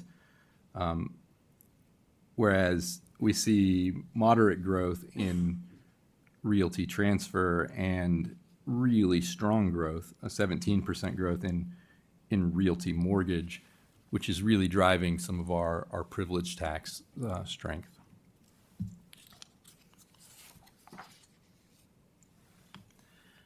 Housing starts, both single and multifamily are somewhat elevated, but nowhere near our recent peaks or our kind of pre-housing crisis peaks in 2008, 2009. But we do expect that mortgage originations, both in refinance and in purchase, you can see in the forecast period on this chart here, are increasing and increasing to relatively high levels. So again, that's kind of driving our privilege tax forecast. This slide is just saying that we did make some legislative adjustments in both years for both the Works Act and the franchise tax property measure repeal that aren't entirely baked into our forecast yet, and so we have to kind of manually adjust them at the end. This brings us to revenues. And so I think in a similar vein to some of the other forecasters, what we're seeing is positive overall revenue growth, but at slightly lower than the rate of inflation as currently measured. So, it's in real terms, it may be a decrease as all of the things that the state needs to purchase with these dollars also get more expensive. But we're seeing, in some cases, sales and use tax for the remainder of the fiscal year, we're forecasting 3% growth and another 2.6, 2.5% in the following year as just, consumption and purchases continue to hold up. We're forecasting a very slightly positive F&E, but less than 1%, essentially flat, even in nominal terms.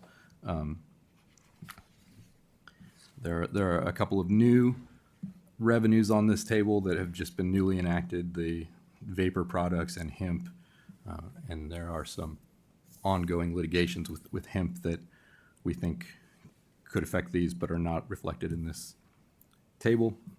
And also, this is a placeholder number for gross receipts TVA, as we've kind of literally today just gotten those numbers and haven't incorporated them yet.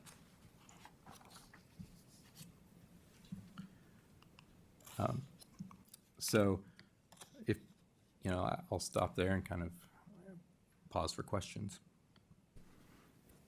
Thank you very much. Very much appreciate. I think just like the previous two presenters, your growth is fueled by sales tax collections. That's correct? That's right. We have some decent growth in privilege tax, but the magnitude is nowhere near sales tax. So. But you do expect to see kind of a rebound to the positive of F&E tax? Just barely, yeah. Yeah. Interesting. Members, other questions or comments? Treasurer? Yeah, I just want to talk a little further about the comparison of your numbers with others here today. We've got, for instance, you're at all revenues estimating 2.80% in 25-26 here. And other presenters here today are down as low as 2.28% and 2.30%. You've been over some of the factors involved here and everything, but summarize for me again as an overview of, what you'd explain as the difference in those numbers. Because that's a pretty significant difference. So I think like some of the presenters have mentioned, it's a particularly uncertain time, and so we have a really broad confidence interval when we look at our models and we look at how we interpret them, and we have sometimes it's an advantage of being able to see actual tax returns as they come in, and we just think about how do we kind of split the difference, right? I think that one of the differences here is that those confidence intervals they're always pretty big, but I think they're a little bigger than usual. There's more uncertainties. I think we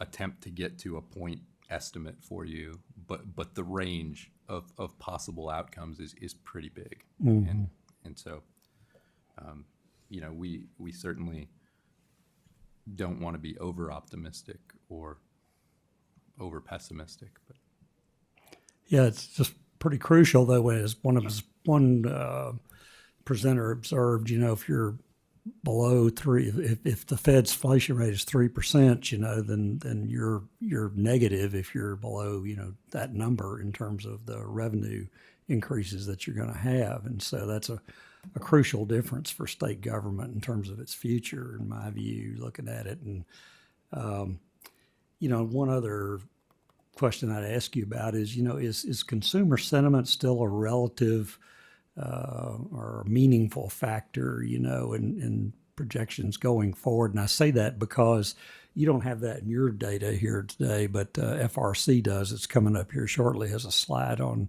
consumer sentiment that shows it's down still at a low level and everything.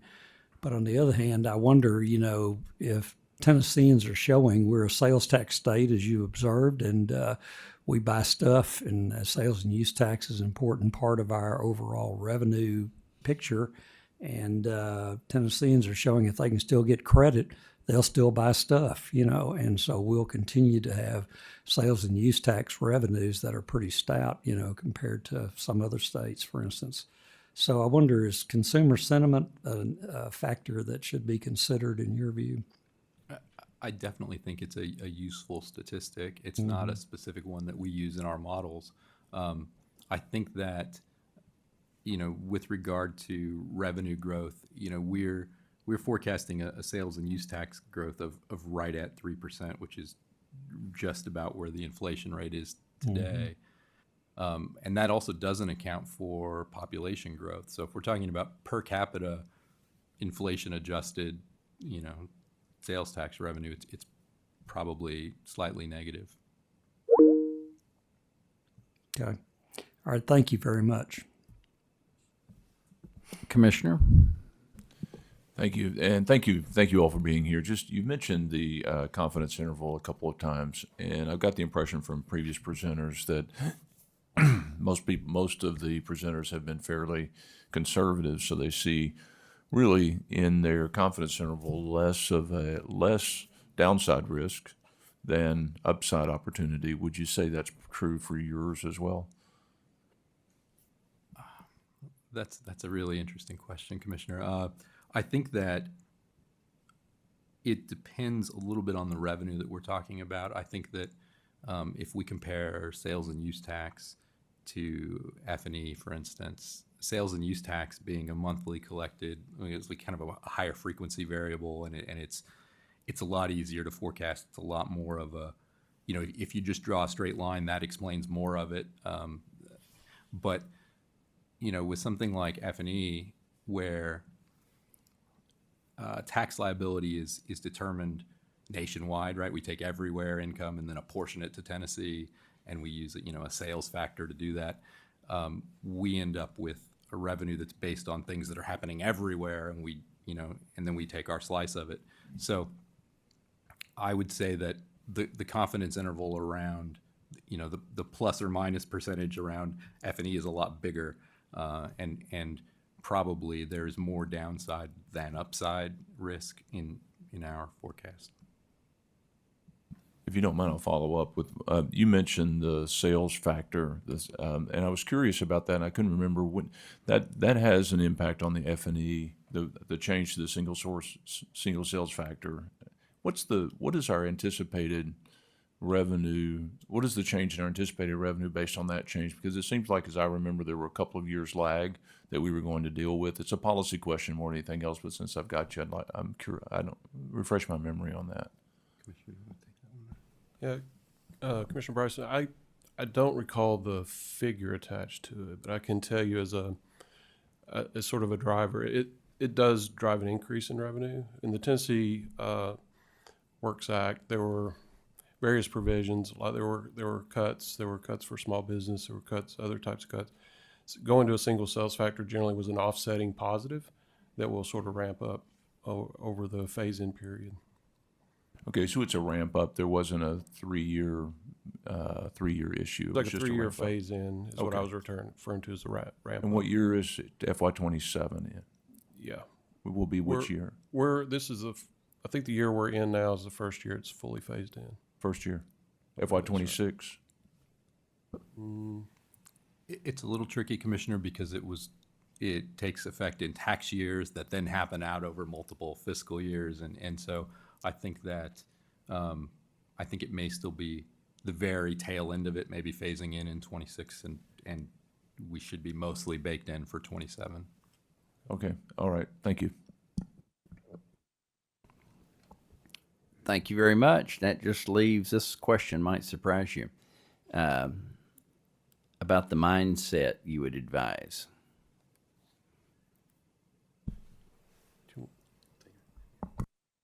I think it's going to sound a lot like the others. I mean, it's just a sort of caution, and you know, I think like I showed you, the state level economic indicators look pretty decent, but I do think we are susceptible to some of the risks in trade policy and other places that could,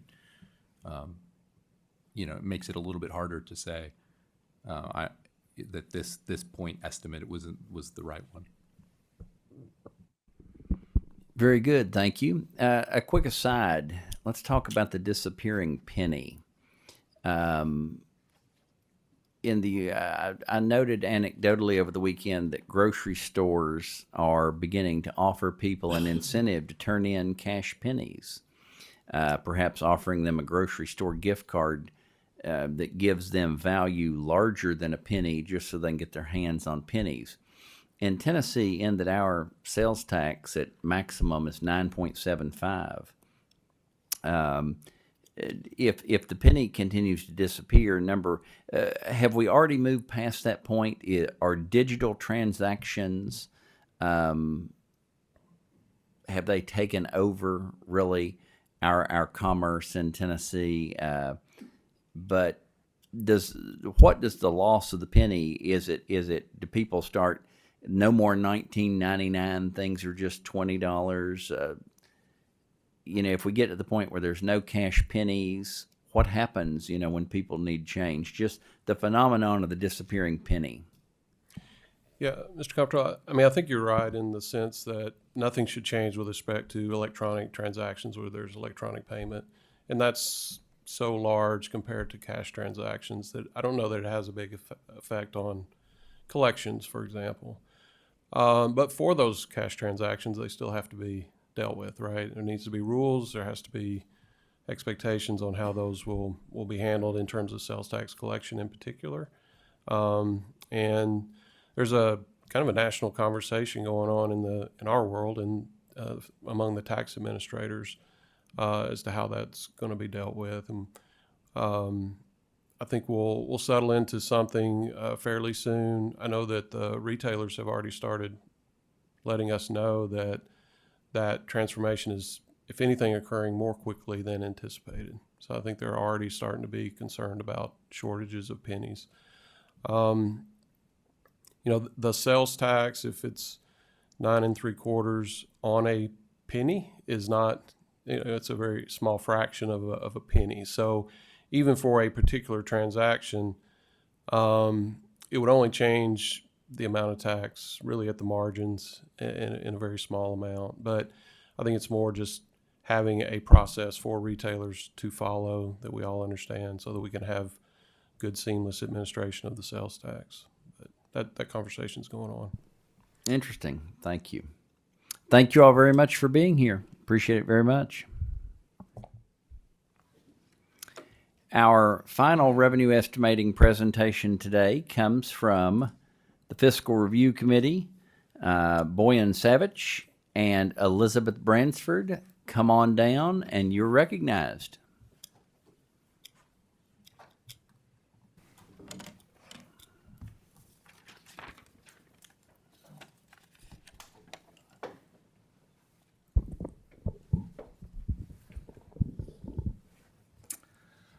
Mr. Comptroller, members of the Funding Board, thank you for having us here today. As always, it is truly an honor to be here. My name is Brian Savage, Executive Director of Fiscal Review. With me is Miss Elizabeth Bransford, an economist on our staff. Much of what we prepared today has been covered, so we'll try to be relatively fast and brief in our comments, but we'll be here to answer any questions. As you know, policy actions and policy uncertainty have impacted and continue to impact a multitude of economic factors and developments today. Uncertainty regarding trade and tariff policies and overall actions by the federal government and Congress have been significant. Business and consumer behavior has been impacted by such actions and their expectations of future changes. Inflation has remained elevated and relatively steady over the last year. Labor market has shown some resiliency early on, but we're starting to see a bit of cooling off.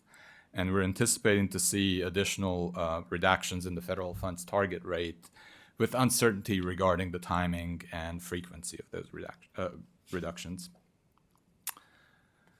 We've seen a strong 3.8% increase in real GDP in the second quarter of this year, which was preceded by a 0.6% decrease in quarter one. The decrease in the first quarter was largely a result of increased business purchases to restock their inventories in anticipation of increased costs due to tariffs.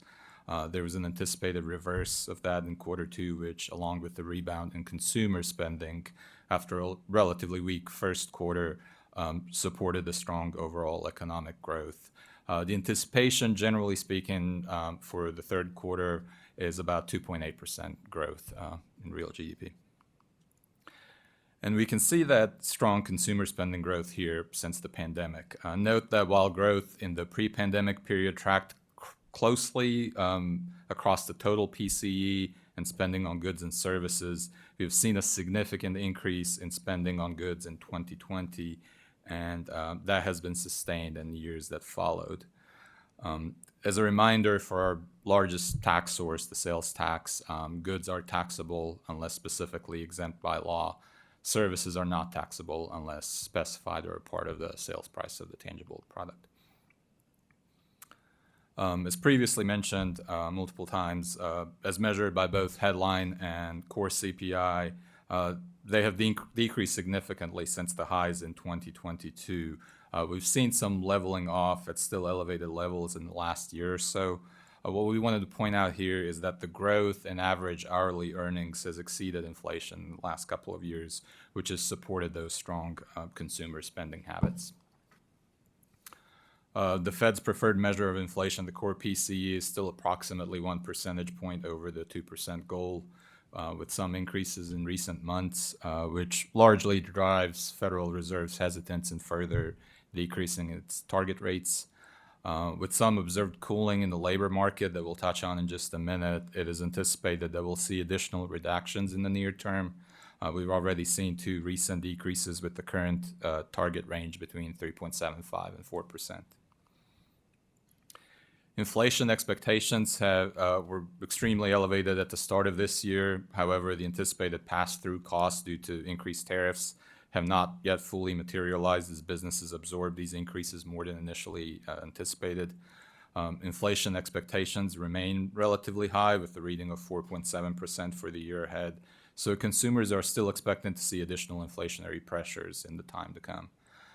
While businesses were able to restock their inventory in the first quarter in anticipation of increased rates, once those inventories are depleted, subsequent purchases would be subject to increased cost. Additionally, strong consumer spending may support business decisions to pass through some of these increased costs to consumers. There are a few different ways to show tariff rates, but they all kind of reflect the same pattern. Many years of low rates, an increase in 2018, and then the most recent increase in this year that overshadows anything that we've seen in the last 20 years. And our customs collections reflect those increases. Year to date, we have a total of $180 billion in collections with an anticipated $270 billion for the full year at the current rate. This compares to $86 billion in 2024.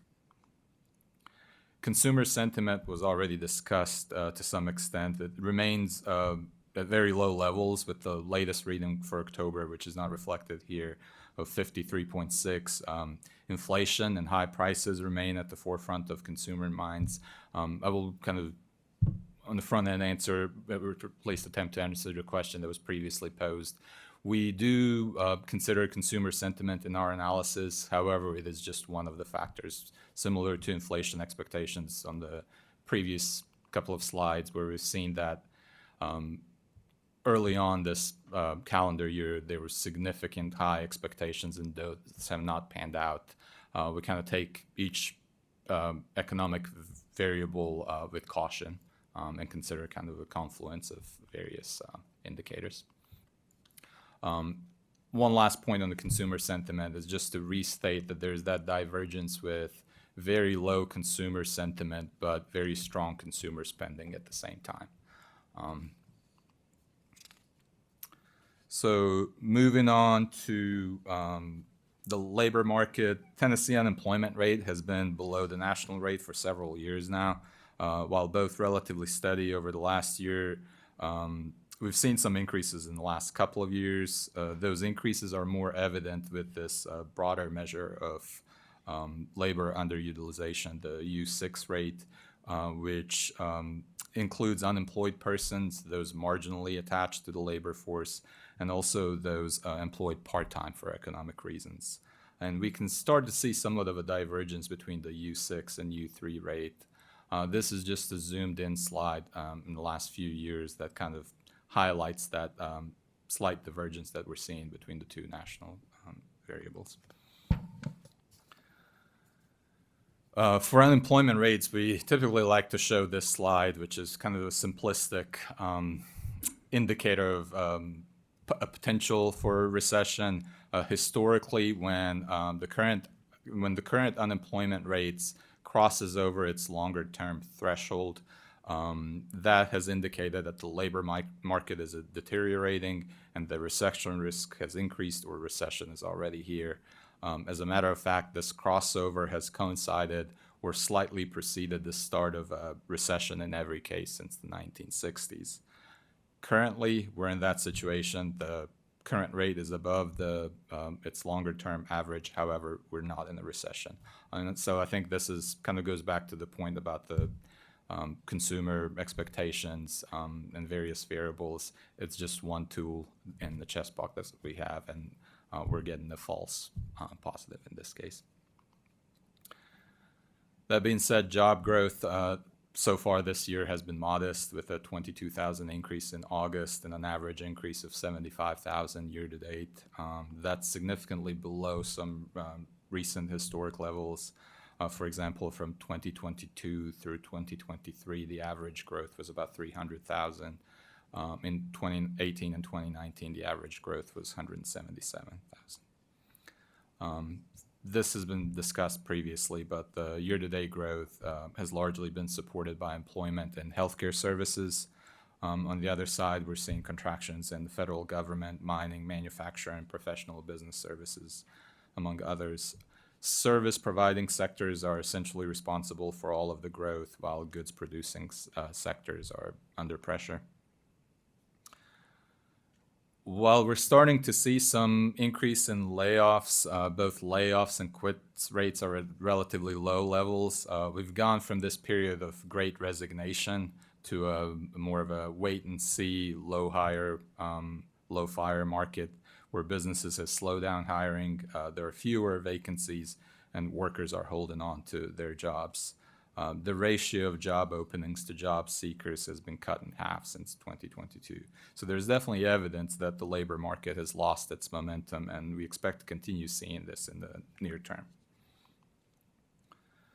Savings rate has been slightly below, but generally around typical historical levels. While relatively steady in the last few years, we have seen some decreases in recent months, with the August reading of 4.6%, relative to 5.1% at the start of this year and 6.4% at the start of 2024. Mortgage rates are still at relatively high levels, but at their lowest point in over a year. High rates impact both supply and demand of housing, as homeowners are locked into their lower mortgage rates and potential home buyers are abstaining from purchasing due to high borrowing costs. These high rates have also impacted the growth in home prices. We're currently in low single digits, and even price declines in some areas.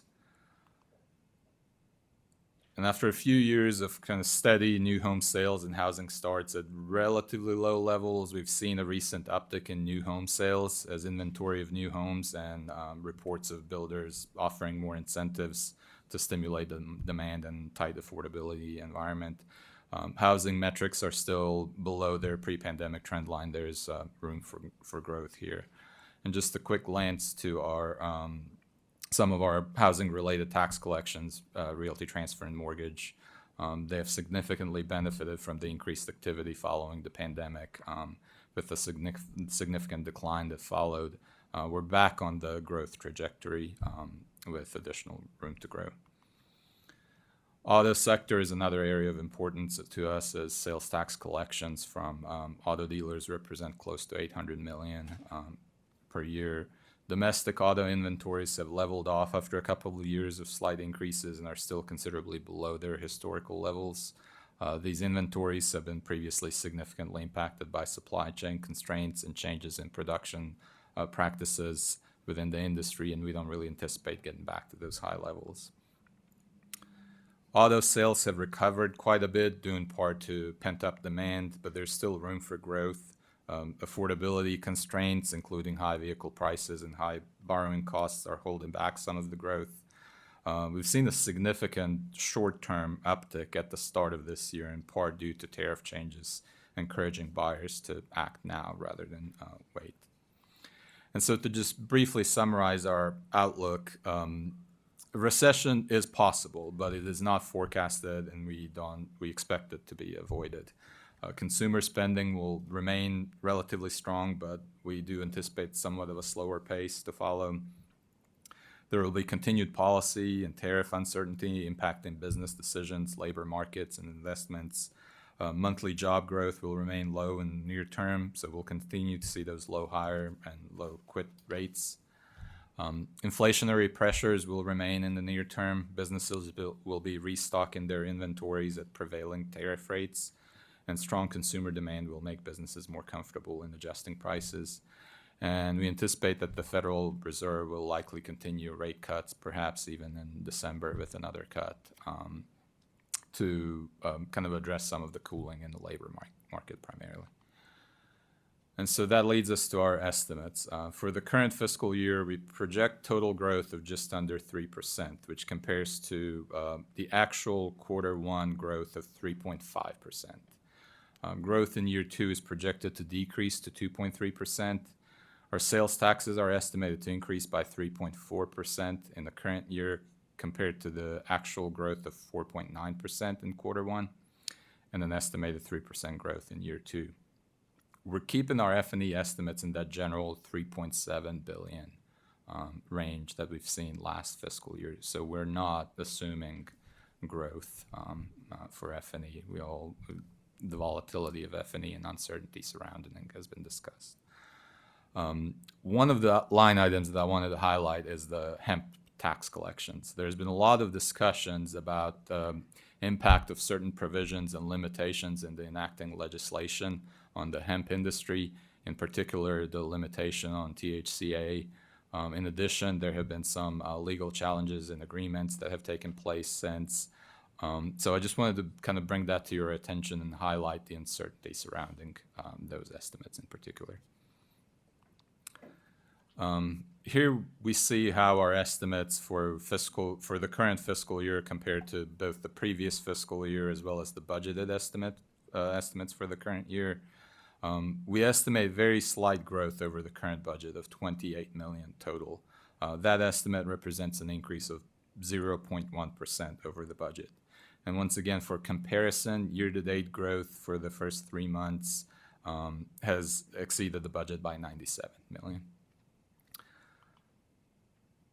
This graph simply shows the actual tax collection levels and growth rates since fiscal year 2015. As you can see, prior to the pandemic, we were generally in the 4 to 6% range, with 2 years of very significant growth to follow, and the most recent 2 years essentially flat in the grand scheme of things. We are still above the pre-pandemic trend line. So that trend line is a simple extension of 5 to 6 years prior to the pandemic. For the 5-year period between fiscal year 2021 and 2025, we have collected approximately $12 billion more than that trend line would indicate. Our estimates for the current year and the following year keep us above, but on the continued approach to that trend line. And this was pointed out by the Department of Revenue, but sales taxes represent over 66% of our total tax collections, and we just wanted to highlight the increased reliance on the sales tax. Over a 10-year period since fiscal year 2016, we've seen a 5% increase in the share that the sales tax makes up of the total taxes, from 61.4% to 66.4%. And our estimates assume a continued growth in that share. And the last couple of tables just highlight our general fund estimates for both years. So I'll end my prepared remarks there, and I'll be happy to answer any questions. Very good. Very interesting presentation. Much appreciated, and much similar. Appreciate it very much. Members, any questions, comments? Then I'll just have the standard question. Elizabeth, anything to add? No? What's the mindset you advise? Mr. Comptroller, I'd kind of echo the previous comments, cautiously optimistic. We think underlying economic variables are solid with some weaknesses in certain areas. We do see that a lot of those weaknesses are kind of induced from uncertainty regarding tariff and policy environment. So if we are in this position where some of those considerations are resolved with trade agreements being put in place and some of the tariffs being pulled back, we are not seeing anything significant in the economy that would derail it and provide additional headwinds. So while there's significant uncertainty currently, if that uncertainty is lifted to any extent, the economy is on solid ground. Thank you very much. That will conclude the presentations in regard to revenue estimating. And we will transition into presentations in regard to lottery estimating. Starting that process off again, we have fiscal review still at the table. Boyan Savage, Elizabeth Bransford, you're recognized. Thank you, Mr. Comptroller and members of the board. Oh, there we go. Okay. Select games did not meet sales revenue expectations in fiscal year 25. Holding all else constant, we could not have predicted Powerball and Mega Millions would have performed the way that they did. But as you'll see throughout the presentation, despite the consistent decrease in instant ticket sales and the performance of these two games, fiscal year 25 fell slightly below our expectations, but still performed relatively well, all things considered. Net revenue has decreased by approximately $195.6 million, primarily driven by the decrease in instant ticket sales. This time last year, we had expected Powerball and Mega Millions to have a higher turnout, but as we will see momentarily, both games underperformed. Total expenses have decreased by approximately $115.6 million in fiscal year 25. Operating expenses have decreased 3.4%, with personnel expenses decreasing by approximately 7%. To put in perspective, in fiscal year 24, total expenses decreased 4% or $59 million, but a 5% increase in operating expenses offset measurable returns. Due to select games falling under target and the decrease in expenditures, net lottery proceeds decreased 17.75% or $89 million, the largest drop in net proceeds in the last decade. The average growth rate over the last decade prior to this decline was 4.68%. We anticipated a decrease in net proceeds, but the decline was slightly higher than we had expected. After-school funding represents unclaimed prizes and is capped at $18 million. All money surpassing this ceiling is allocated to the Lottery for Education account and is reflected in net lottery proceeds. Unclaimed prizes have consistently exceeded the $18 million cap. However, in fiscal year 25, unclaimed prizes did not quite measure up. In fiscal year 24, the excess unclaimed proceeds exceeded $9 million, a considerable outlier when examining historical data. But because we did not surpass the $18 million cap in fiscal year 25, excess unclaimed proceeds totaled $0. The last fiscal year in which unclaimed prizes did not meet or exceed $18 million was fiscal year 21, so not unusual to see, and we do expect levels to return to the normal range. All this is to say total state proceeds decreased by about $89 million or 17%. This table is included to highlight long-term historical trends in net lottery proceeds. Generally speaking, net lottery proceeds trend upwards, but as you can see, since the lottery was established in Tennessee, we have had only 5 years of negative growth. 2 of the 5 years of negative growth are attributable to the pandemic distortions. Unsurprisingly, instant game ticket sales continue to make up the greatest portion of the ticket sales in the state. Our top 4 categories are the same as they have been over the last several years, and they have remained within normal range. But shockingly, Powerball sales composed 7.2% of sales in fiscal year 24, but in fiscal year 25 dipped down to a 3.89% composition. There have been no notable differences in growth between the other games as they still live below that 1% margin. Here you can see how our top games have fared over the last 4 fiscal years. Instant ticket sales have increased during the first 2 years of the pandemic, but we have seen consistent negative growth in this category as the economy has stabilized. Powerball and Mega Millions are tied to jackpots, so as the jackpot amount increases, consumer purchasing increases, ultimately resulting in varying purchasing behaviors as jackpot cycles fluctuate. When we think back a few slides, instant ticket sales make up about 83% of the lottery sales pie in terms of dollars.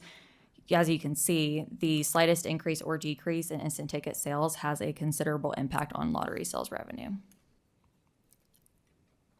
This time last year, we were facing continuing declines. Net revenue was down 15% and total expenses down 12%, resulting in a 22% decrease in net proceeds. But today, I'm happy to report that this is not the case in fiscal 2026 year to date. For the first 3 months of fiscal year 26, net revenue is up 4.38% and total expenses up 3.91%, resulting in an 8.22% increase in net lottery proceeds. And this is about roughly $8.5 million more than where we were the preceding fiscal year. And while we aren't exactly where we were in fiscal year 24, we have surpassed fiscal year 25 year-to-date levels.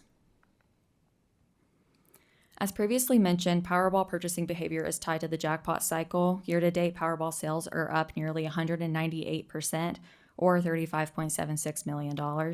As evidenced here, for the first 3 months of this fiscal year, the jackpot cycles have already surpassed the jackpot cycles of the first 3 months of the last fiscal year. Mega Millions is also tied to jackpot cycle variety. Q1 sales are up, but we are still facing a 22.87% decrease, which is approximately $3.7 million. We have had a consistent upward trend in instant ticket sales since fiscal year 2014, with a few pronounced, sharp increases in sales as a result of pandemic distortions. We saw a sharp decline in fiscal year 23, leveling out to where sales were before the pandemic. However, we continue to see sales drop year over year, and this is a reality that many states in the country are facing, even those without legalized sports wagering. In the first quarter, instants have continued this negative trend, hitting a 2.55% or $9.7 million decrease. With these trends in mind, we assume a 2.7% decrease in sales over the last fiscal year and a 2.23% decrease in fiscal year 27. This puts us at a median estimate of $1.357 million in fiscal year 26 and $1.327 million in the following year. Circling back to Powerball, the Powerball iLottery app was introduced in January of 2025. Sales through the app were $39,454, making up less than 0.1% of sales. Q1 of the current fiscal year is strong. Last fiscal year did see a drop in Powerball sales of $75.9 million. Usually, a strong growth in sales is correlated with jackpots reaching the $300 million threshold, and as we approach the $500 million threshold, these strong growth rates are substantial. Last fiscal year did not even come close to the number of jackpots reaching these thresholds as compared to fiscal year 24. As you can see, we have already had 21 drawings with jackpots meeting or exceeding $300 million and 12 jackpots meeting or exceeding $500 million. The highest jackpot cycle as of October 20th is $1.8 billion. Our estimates reflect expectations as quarter one performance suggests a rebound in Powerball ticket sales. Our median estimate for fiscal year 26 is $105 million, approximately $34 million more than our actual sales in last fiscal year. We assume a slight decrease in the following fiscal year, positioned at an estimated $95 million in actual Powerball ticket sales. Back in April 2025, several Mega Millions changes were implemented. These changes included ticket price increases, improved odds, larger and faster growing jackpots, and more, which are summarized here. We've not yet seen a full year of these implemented changes, so it's too soon to see if there is any correlation between these changes and consumer behavior. Everything mentioned previously regarding Powerball and the relationship between jackpot amounts meeting or exceeding $300 or $500 million applies here all the same. We had less jackpot drawings meeting or exceeding these amounts in fiscal year 25 as compared to the prior fiscal year. Sales decreased about 26% in fiscal year 25, which is nearly 9% more than the decrease in sales in fiscal year 24. We are hopeful that the Mega Million changes implemented in April will help to ease the jackpot fatigue we've been seeing in recent years, but again, it is too soon to tell. Our Mega Millions estimates reflect this uncertainty by assuming a growth of 5.8% in sales relative to last year and a growth of 4.6% in fiscal year 27. We believe the market will take time to react to the Mega Millions changes, so we have approached these estimates conservatively. We estimate $61.2 million in this fiscal year and $64 million in the next fiscal year. Turning your attention now to these smaller multi-jurisdictional games, Lotto America did well last fiscal year, seeing a growth rate of 44.27%. We had 87 drawings with jackpots meeting or exceeding $15 million and 24 meeting or exceeding $30 million. Year to date, however, the jackpot has not reached those levels. An additional drawing was added to Lotto America in July 2022, leading to significant increases in ticket sales that fiscal year. We assume sales will level out to a median estimate of $10 million this fiscal year and $11 million the next fiscal year. As you can see here, Cash for Life has been on a steady downward trend with a few upticks, but generally speaking, since 2019, we have been in a downward trajectory. Cash for Life sales decreased by 5.8% last fiscal year and is currently up approximately 1.5% year to date compared to the first 3 months of last fiscal year. Cash for Life will end in February and will be replaced with a new game called Millionaire for Life. Cash for Life winners will be able to claim their prizes within 180 days following the last day of sale in those jurisdictions. Here we wanted to show you how Tennessee exclusive drawing games compare to each other. We have our largest revenue generating games of this category at the very top, Cash 3 and 4, and of course the other three, Daily Tennessee, Keno, Tennessee Cash, are along the lower range.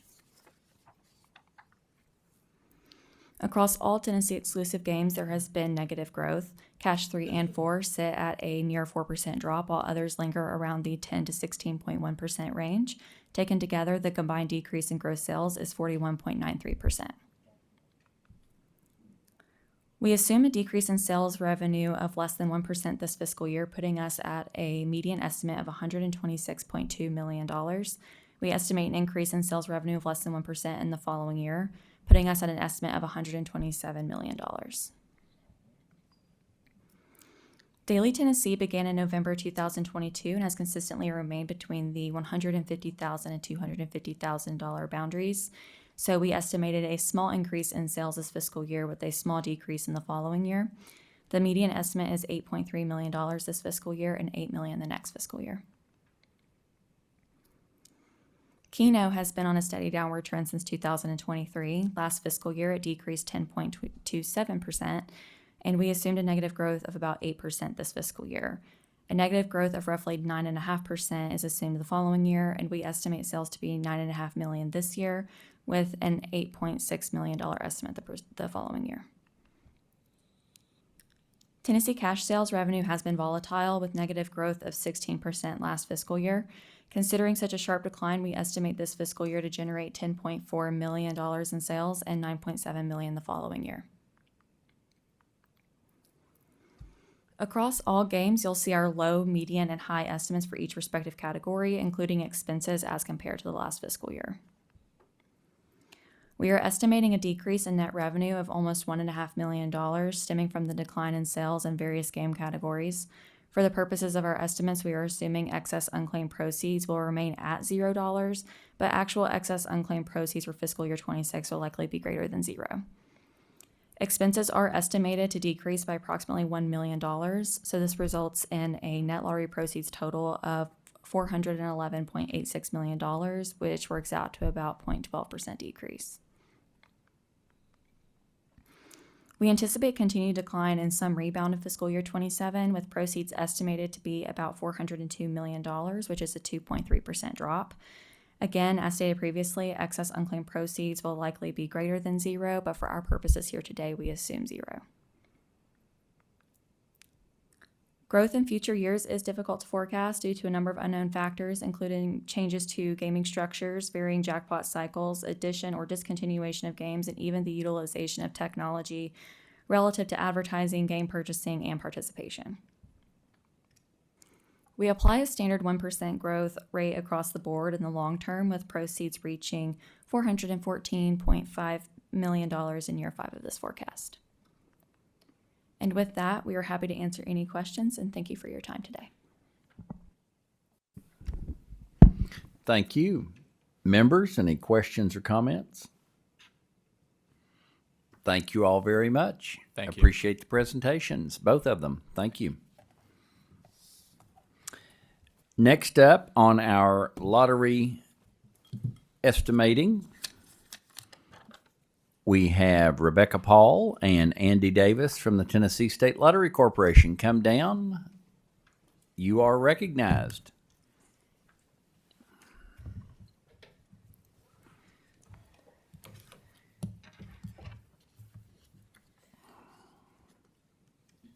You're recognized. Welcome. Thank you. It is indeed a pleasure to be here and see you all again. I'm going to go over some creation to date numbers, and Andy will go over our presentation for next fiscal year. Since inception, we had $32.6 billion in total sales, with instant ticket revenues over $26 billion, or as you just heard, 80% of our gross revenues. Draw style revenues of $6.4 billion, or 20% of our gross revenues.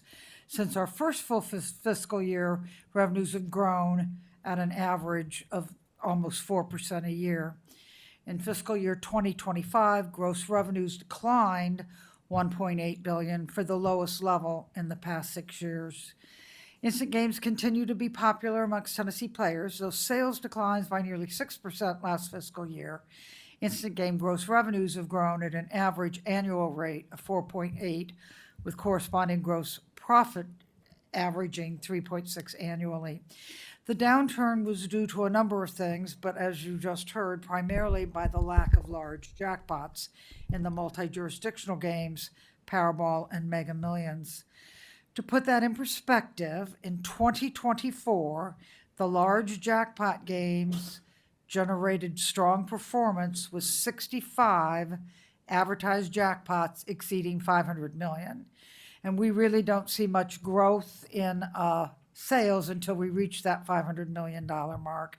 So that's where we try to measure what has occurred in a fiscal year.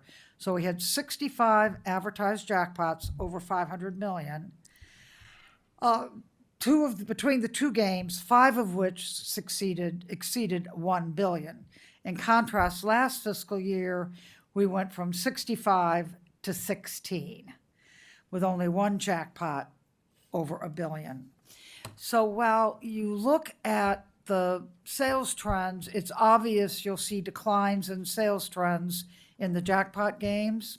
But what occurs in our products is when the jackpots are high, there are more folks in retail, and when there's more folks in retail, that impacts our instant ticket products as well. So instant tickets go on a decline as jackpot cycles go on a decline. So during the most recent Powerball run, which reached 1.7 billion, average weekly sales climbed to 3.8 million, which was more than half of the revenue generated after the jackpot surpassed the $1 billion mark. While still significant, jackpots in the 500 million range yield weekly average sales of approximately 1.5. One of the issues with our games is they really don't pay attention to a fiscal year. So because of the randomness of our drawings, you could have a jackpot one year on July 1 and again on June 30. So you have two big jackpots in a year, and then you don't have any for the next year. So trying to measure by fiscal year makes it difficult at some times. Our education proceeds, which is probably the most important thing that we do, we've raised over $8.06 billion in total education funding, representing over $7.73 billion for scholarships and grants, and $304 million for after-school programs. Our education proceeds have historically increased at an average of over 3% since 2005. In fiscal year 2025, proceeds totaled $4.12 million, the lowest return to education in 7 years. As of September 30th, 2025, players have won over $22 billion since inception. Retailers have earned over $2 billion in commissions. For this fiscal year, total gross revenues as of October 25th have exceeded $605 million, consisting of instant ticket revenues of $472 million and drawing style revenues of $133 million. Draw style performance was again boosted by a $1.7 billion Powerball jackpot in September of 2025. Total education funding thus far through September 30th is $113.6 million. I'm more than happy to answer any questions now or wait and answer them after Andy's given his presentation. Your pleasure. Why don't we wait until Okay. the end? Thank you. Andy, you're recognized. Thank you. The report I have for you today just highlights through our first quarter ending September 30th, with $480.5 million in revenue through September 30th. We got three major games that game categories that we identify. Rebecca mentioned the instant ticket games. Year to date is at 77% of our sales. Multi-jurisdictional games, Powerball, Mega Millions, Lotto America, and Cash for Life is 15% of our sales. And then Tennessee draw games, Cash 3, Cash 4, Daily Tennessee Jackpot, Tennessee Cash, and Keno to Go is 8% of our sales through September 30th.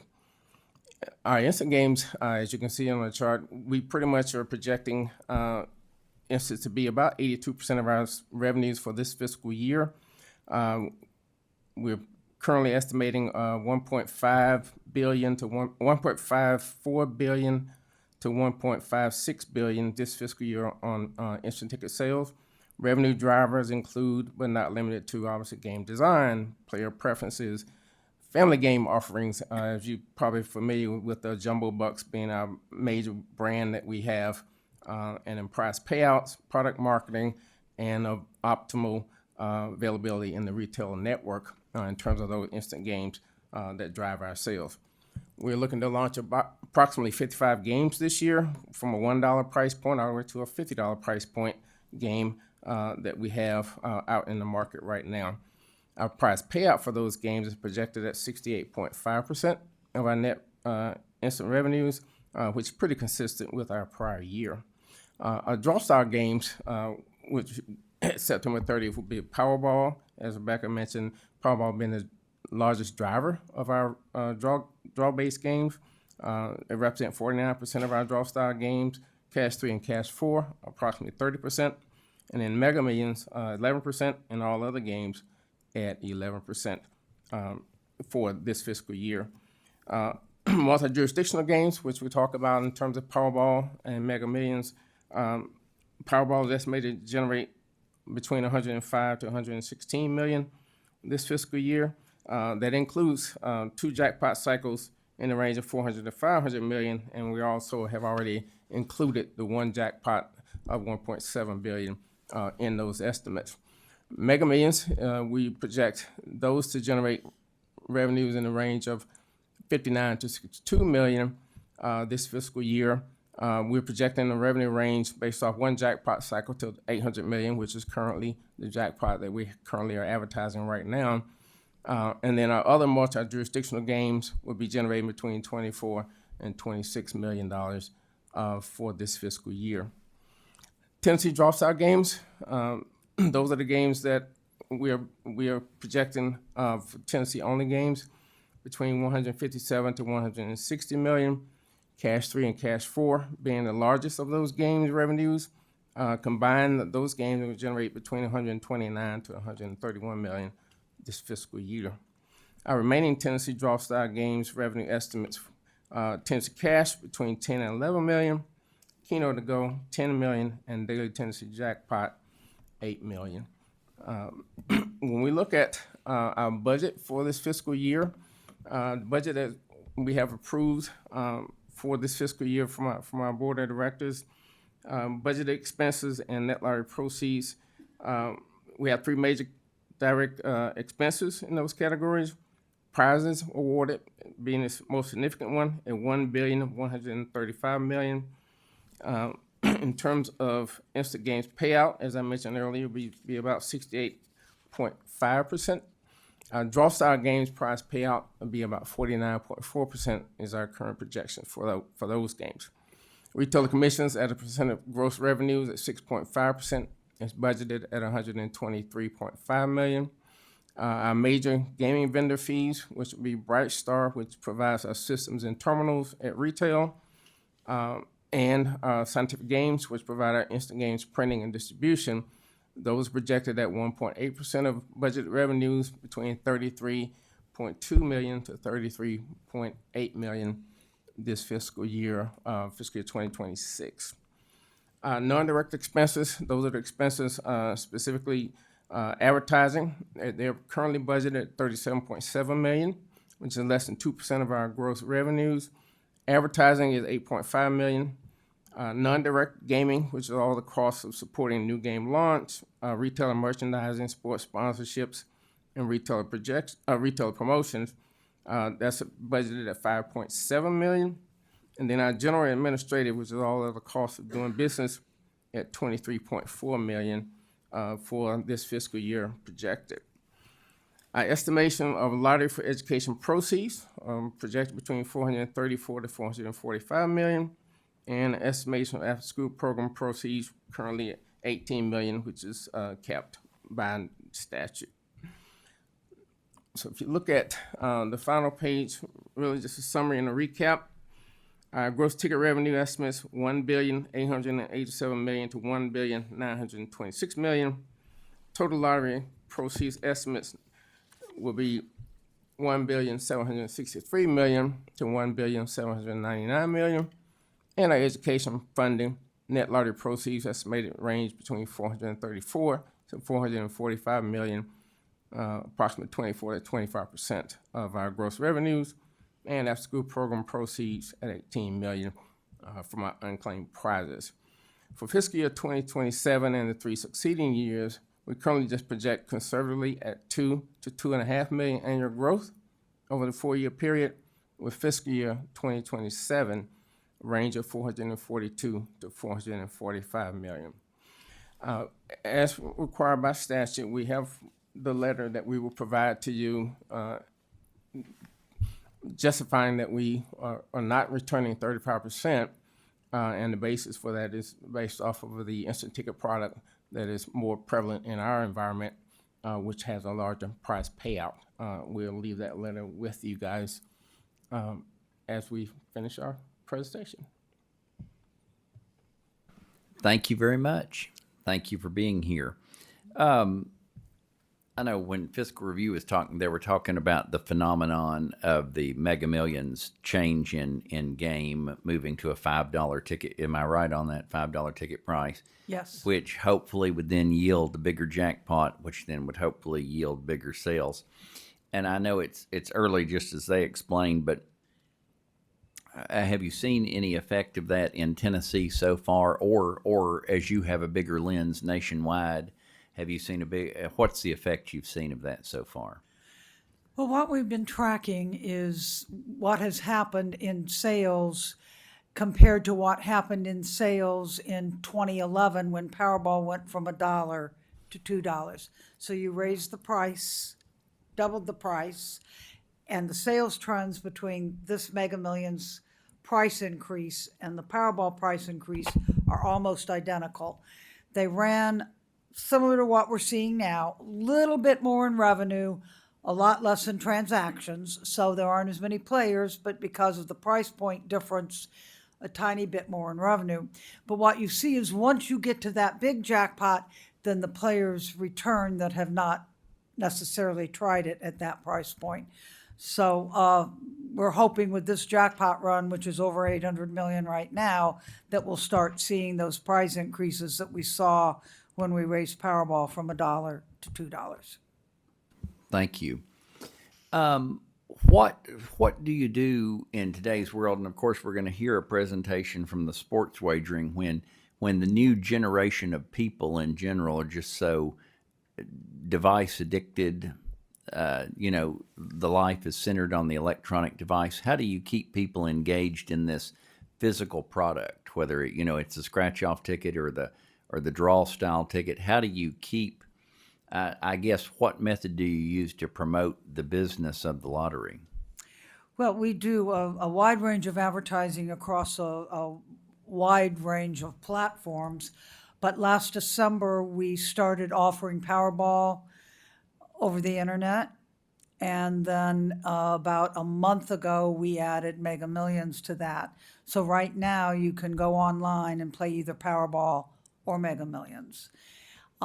We didn't advertise or even tell our own players until July 1. So basically, since July 1, we've seen over $1 million played in Powerball and Mega Millions through the internet. We will be adding the rest of our draw-based games, hopefully by the end of next calendar year. Am I right that we are still 100% a cash business? Yes, on retail, the statute says you must play by paper or coin currency. However, in the statute, it says the lottery may sell for any type of, they use any type of payment. So we are using account balances. You deposit money in account and then you draw off that account to play Powerball or Mega Millions. Over the internet. Yeah. I guess what I was, in a previous discussion before you were here today, we were talking about just how we're moving to more and more of a cashless society.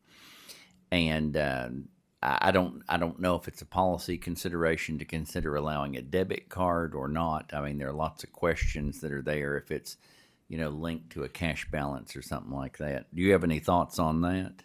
We've introduced legislation several years to allow retailers to take debit cards, but it's failed in the legislature every year. Gotcha.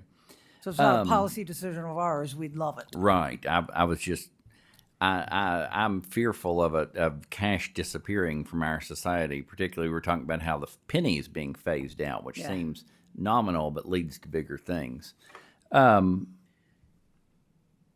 Is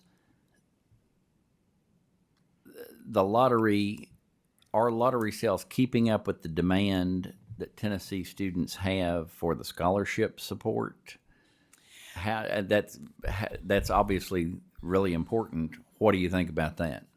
We're close. I think the total scholarships expenditures are about $500 million. Yeah, Tim will be able to give us all of that information. And I know he's coming up. I think we're close.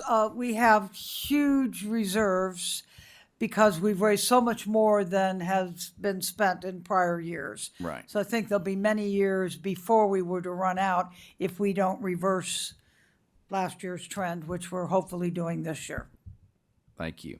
Members, other questions or comments? Commissioner? Just a follow-up on that. Do you know what your reserves are? I think they're about $500 million. But again, we just turn it over to you all or them all. So if the scholarships don't grow, if they're about 500 million, Physical Review is estimating 400 to 450 a year, and you're not too far off of that. So we're probably dipping into it about about 50 million a year, roughly. Unless sales grow or unless scholarship demands decline. Yeah. Okay. Thank you. Other questions or comments? Thank you all very much for being here. Thank you. Thank you.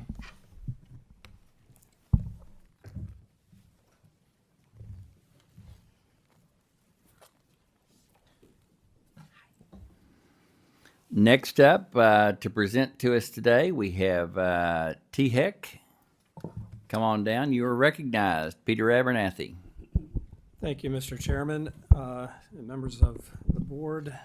My apologies for Mr. Phelps. He's unable to be with us today, so he asked me if I would step in for him.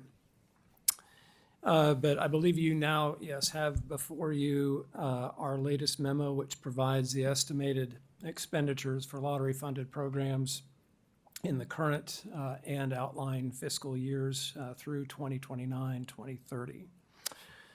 The estimate for the current 25-26 academic year is based on the latest student enrollment data that we have for the current fall semester of this academic year. The outlying years then, those estimates are based on three things: gradual growth in the number of potential eligible recipients, the take-up rate of those potential eligible recipients, and the scholarship renewal rates. And as usual, we provide a low end and a high end on the base estimate. The low end assumes a lower take-up rate and lower renewal rates, while the high end range represents the higher take-up rate and higher renewal rate. And so that's a summary of our estimates. I'd be glad to answer any questions you might have.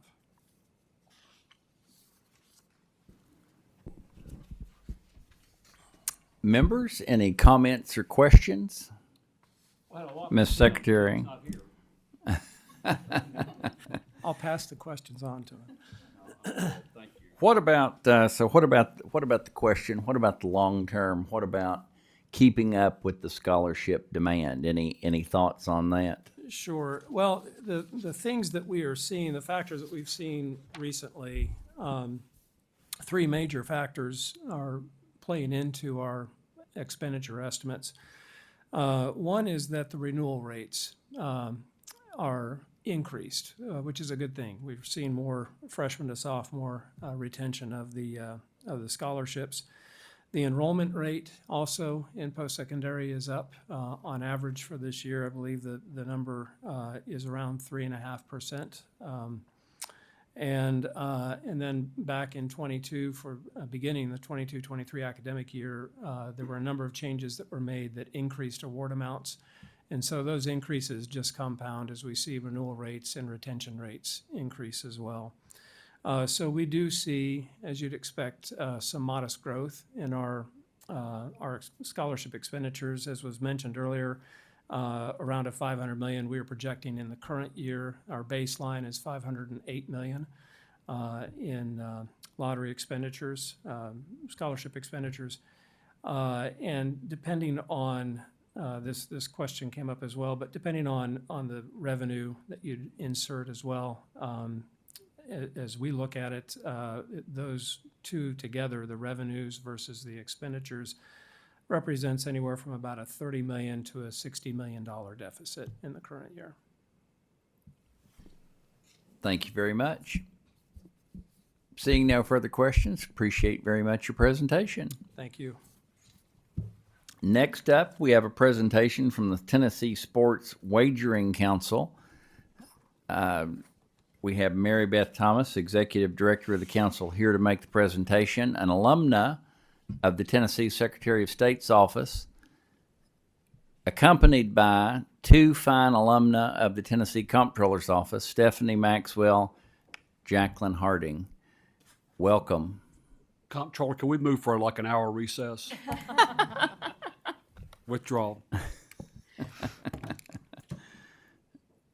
Thank you. Welcome. I know. Yeah, I we brought the whole team. welcome.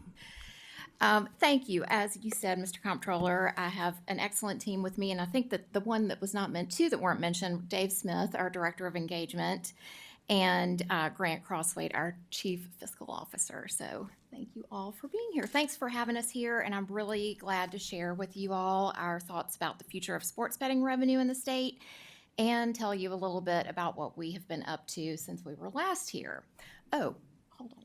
I was about to say, where's the clicker? Here, you be in charge of that. Okay. Just as a refresher, our office is responsible for overseeing the enforcement of the Sports Gaming Act and Fantasy Sports Act. You can go on to the next one, yeah. Okay. We have a team of, you know what? I'm sorry. I'm a control freak, and now here I gave this to Stephanie, and I'm taking it back. That happens at my house, too. All right, so we have a team of 20 staff in our office, and our day-to-day work includes functions such as the annual licensure of 12 sports betting platforms, the annual licensure of 19 fantasy sports platforms, and registration of 59 vendors that provide support services to sports betting platforms. We collect privilege taxes from sports betting operators and and registered vendors. We perform technical, operational, and financial audits on our sports betting platforms to ensure compliance.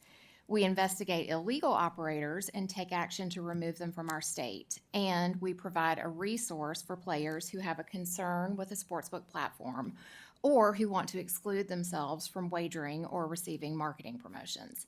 I'm really proud of our team and the work that we've accomplished over the past year, which includes becoming very involved in national organizations, including 2 of our staff serving on the board of directors of the North American Gaming Regulators Association. We also serve 20 illegal sports books operating in Tennessee with cease and desist orders, assessed $700,000 in fines to illegal operators, and we're still working on collecting those, but we're going to get there. And the good news, the great news is 7 illegal sports books left our state, including one of the biggest ones, Bovada. I should also mention that in the past fiscal year, we investigated and referred 296 cases to law enforcement for violations of the Sports Gaming Act and investigated and resolved another 192 without the need to refer to law enforcement. And I wanted to tell you all of this at the beginning because I want to emphasize our role as a regulatory body. While sports betting and fantasy sports generate privilege taxes that are undoubtedly very beneficial to our state, our role is not one of promoting or encouraging participation in gambling.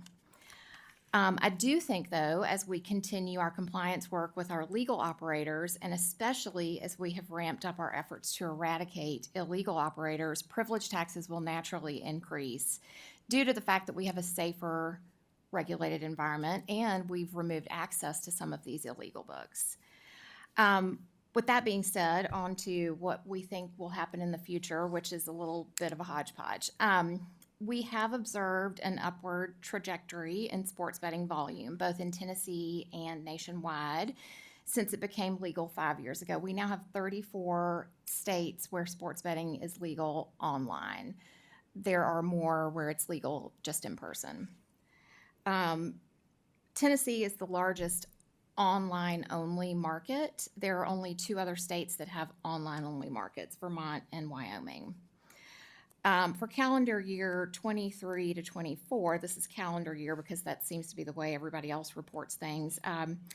Sports betting total handle, or in other words, total wagers, rose by 23% for the country as a whole. And interestingly enough, that was also calendar year 2024 in Tennessee, the increase from calendar year 2023.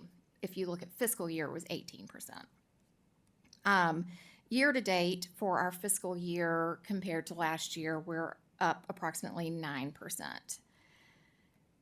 You can see the overall growth rate on this slide here, and these numbers reflect the total wagers at the top and then revenue that sportsbooks are taking in, and then state tax revenue at the bottom. At the end of 2024, across the country, total wagers were $149.6 billion. In 23, it was $121 billion. and I'm going to go backwards for a second here, but wagering volume is cyclical, as this slide shows. But this shows you year over year, along with our estimates, with the first year of inception being at the bottom. Fortunately, in Tennessee, we are unique in that we calculate our privilege taxes differently than other states. We calculate based on the total wagers received. So for every dollar wagered, Tennessee gets 1.85 cents. And other states tax gross gaming revenue, which is riskier because there may be some months where the states lose out. And that's happened in months where there have been big upsets and the sportsbook didn't manage its risk internally to account for that. So we have a predictable, as long as the wagering activity continues to increase or stays the same, we are in good shape as far as privilege taxes. Tennessee is number 12 in market size, but it's interesting that Tennessee is actually number 8 in taxes collected. So this shows you again calendar year for 24.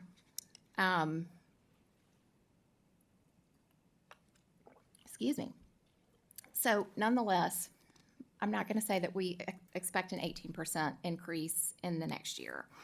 And the reason for that is because several things. First, the regulated market's only 5 years old still, although it existed in Nevada before that, and in New Jersey. But we really, it's still young across the country.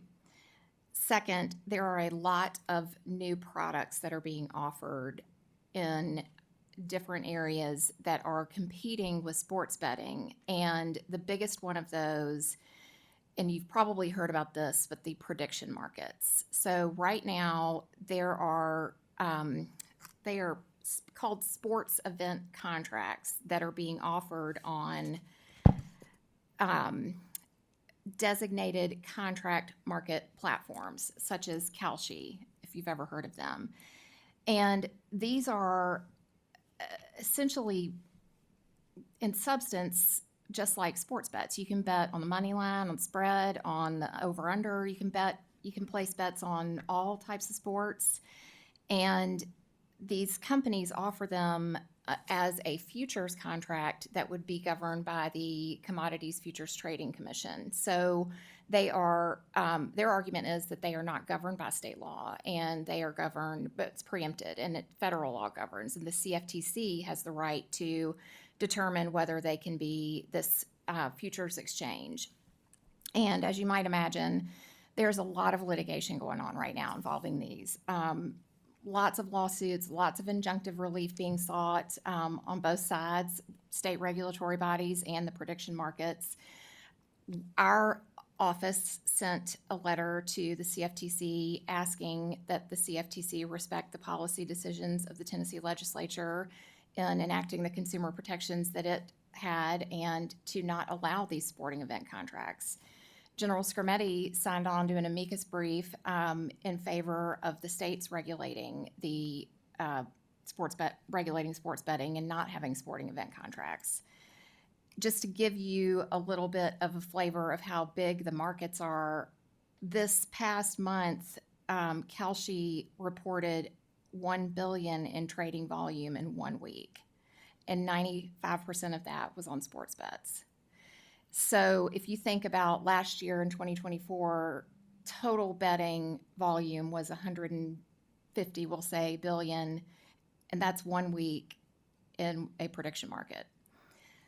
So with that being said, I think that ultimately there will be a decision either by Congress or the CFTC or in the courts, and something will be resolved one way or another. And if it's resolved that these prediction markets can offer sports events contracts, then I think that that will put a significant dent in state-regulated sports books, because 18-year-olds can wager on these prediction markets, and they don't have to have the same types of consumer protections in place that states put into effect, like self-exclusion and the same robust, integrity monitoring and, prevention of credit cards or whatnot. So that's something that could really impact the future. So with that being said, we estimated 5% as the future expansion of privilege tax in Tennessee. And you can see on this next slide the estimates based on that 5%. And of course, our current fiscal year does include numbers year to date that are a little bit higher than 5%. Then turning to the distribution, you all know this. The law changed this year. Originally, 80% of our privilege tax went to the Lottery for Education Fund. It is now changed and it goes to school construction and maintenance, although I did just review it before I came over here because I ran into Comptroller Mumpower and he was asking me a question about this. And if there is a shortfall, it goes to the Lottery for Education account. So a shortfall first and then construction and maintenance. And 15% goes to local governments. 5% goes to the Department of Mental Health, and here are the numbers with using our estimates. So I don't think I've ever shared these numbers with you before. I have two sets of numbers to share that we also turn over to the state at the end of the fiscal year. Our office is operated with funds from licensure fees, and we have year over year collected more in licensure fees as we've grown, and we have spent under our spending authority, and we have returned funds to the Tennessee Promise. And this shows you the past 2 years of what we've returned, less a 10% reserve that we keep just in case of emergency and technical whatever we need. It's such an evolving industry. We don't know what is coming and what we might need. We have next year asked for 4 additional positions, but no increase in spending authority because we can do it with our existing resources. And we also, we do not collect this money. The Department of Revenue collects it, but I did want to tell you about a pretty big jump in fantasy sports privilege taxes. So fantasy sports generates, fantasy sports operators pay 6% of their adjusted revenues to the state, and then it's divided by general fund, counties, and fantasy sports fund, which is basically an administrative fund to pay for operational expenses, and then a small 2% to the Department of Revenue. The Department of Revenue collects all the taxes, but year over year, that has really grown. You can see it went from around 444,000 to 1.5 million. And that is the result of some new games that have been introduced by fantasy sports operators that have been really popular in our state and nationwide. So there's been a lot more participation in fantasy. So that's something to tell y'all. And let me see.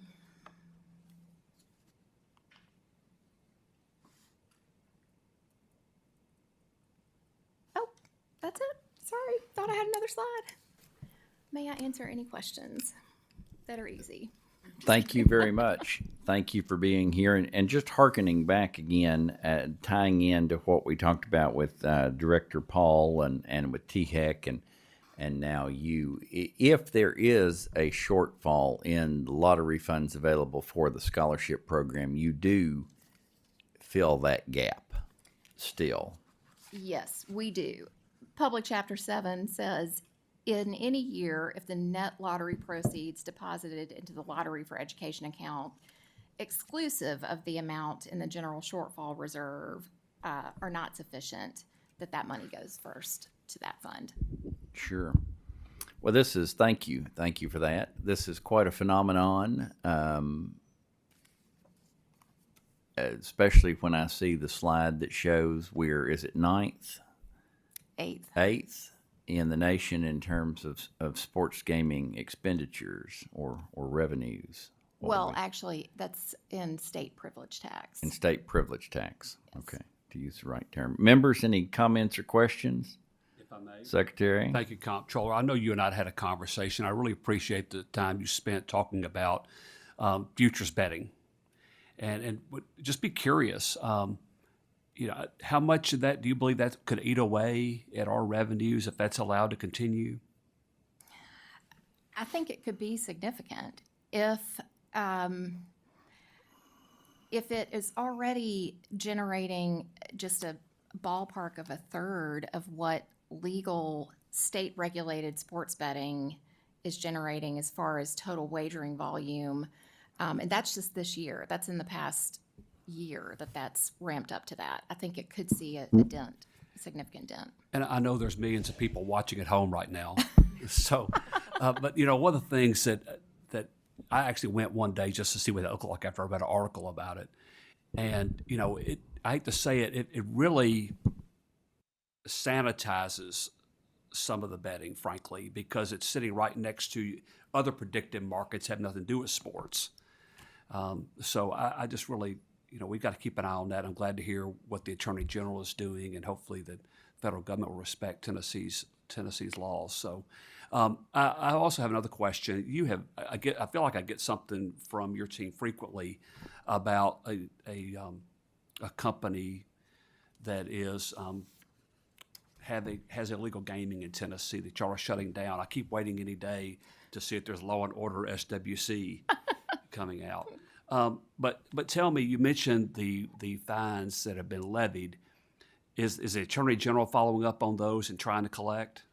Yes, we have asked the Attorney General to turn those into enforceable judgments that of course, we did this through the UAPA process. So as you know, then we will go to court and have actually a paper judgment that we can go and hopefully try to collect in some way, whether that's attaching it to some account that we can find in the United States somewhere, an account that perhaps they're doing business with where there's some money that's from illegal sources. I mean, we're really working all angles to try to get them I know that you have, you're a leader. I guess, are you the incoming president for the National North American Gaming Regulator Association? Is that right? Well, I'm the vice president this year, and that's the next step if I'm not, ousted or something. Okay. Well, all right. I guess you're having conversation with your leaders in other states as well about the same issues regarding predictive markets. Yes, we are. As well as this issue of these companies, these fly-by-night gambling companies, and them trying to chase them out as well. Yes. One thing that has been really beneficial as a regulator that we all the states sort of have the same time frame, and so we're all learning things together and sharing our information and best practices. And we have, every other week it seems like we have some sort of call with another regulator or 10 talking about, hey, have you guys run into so and so, and how did you find them? Do you have an address for service or process, or what was the best approach that you took with trying to do this or that? It's really been beneficial, and we're all trying to do the same thing. Do you anticipate any potential recommendations for change to Tennessee's regulations as a result of maybe what happened with the NBA in the last couple of weeks, and over-unders betting and any limitations on that? So I do not personally have any recommendations on that. I will say that I think that Tennessee has strong protections in place, and a lot of states have strong protections in place for integrity monitoring. And part of the reason why so many of the things that you're seeing are coming to light is because they're being caught. And I think that the best thing that we can do in Tennessee and elsewhere is to get the illegal markets out, because that's where so much of this illegal wagering on, integrity-based throwing games and point shaving and all of it. That's where that's taking place. Thank you, Ms. Thomas. Appreciate you and your team. Thank you. All right. Thank you all for being here today. Good to see you. Thank you very much. Thank you. Members, one more item on our agenda today regarding a request to the board for consideration for program funding for the fiscal year 26-27 from net lottery proceeds pursuant to TCA 451-111 C2B. I am presenting a request from the Department of Education for $23,000 from net lottery proceeds for Lottery Scholarship Day for fiscal year 26-27, again pursuant to TCA 451-111 C2B. The requested funds will support improvements and enhancements for educational programs and purposes, and such net proceeds shall be used to supplement, not supplant, non-lottery educational resources for educational programs and purposes. This is an acknowledgement from the board, and pending any questions or comments, we'll consider it acknowledged. Very good. Members, please hold on to this black notebook. We have successfully used these notebooks for 3 or 4 years now. We'd like to keep it. Please hold on to it and bring it back. Before we move to recess, I have to acknowledge my beloved predecessor, Justin P. Wilson, who's in the room and who bequeathed me this Grinch tie that I have around my neck today. I think it's going to be apropos for this year's estimates. Pending any further business, I will move we recess until November 24th, 2025 at 3 o'clock p.m. in the same location. Do we have a second? Second. We have a second. All in favor of recess, please respond by saying aye. Aye. Any opposed, like sign. We'll see you on November 24th. Thank you.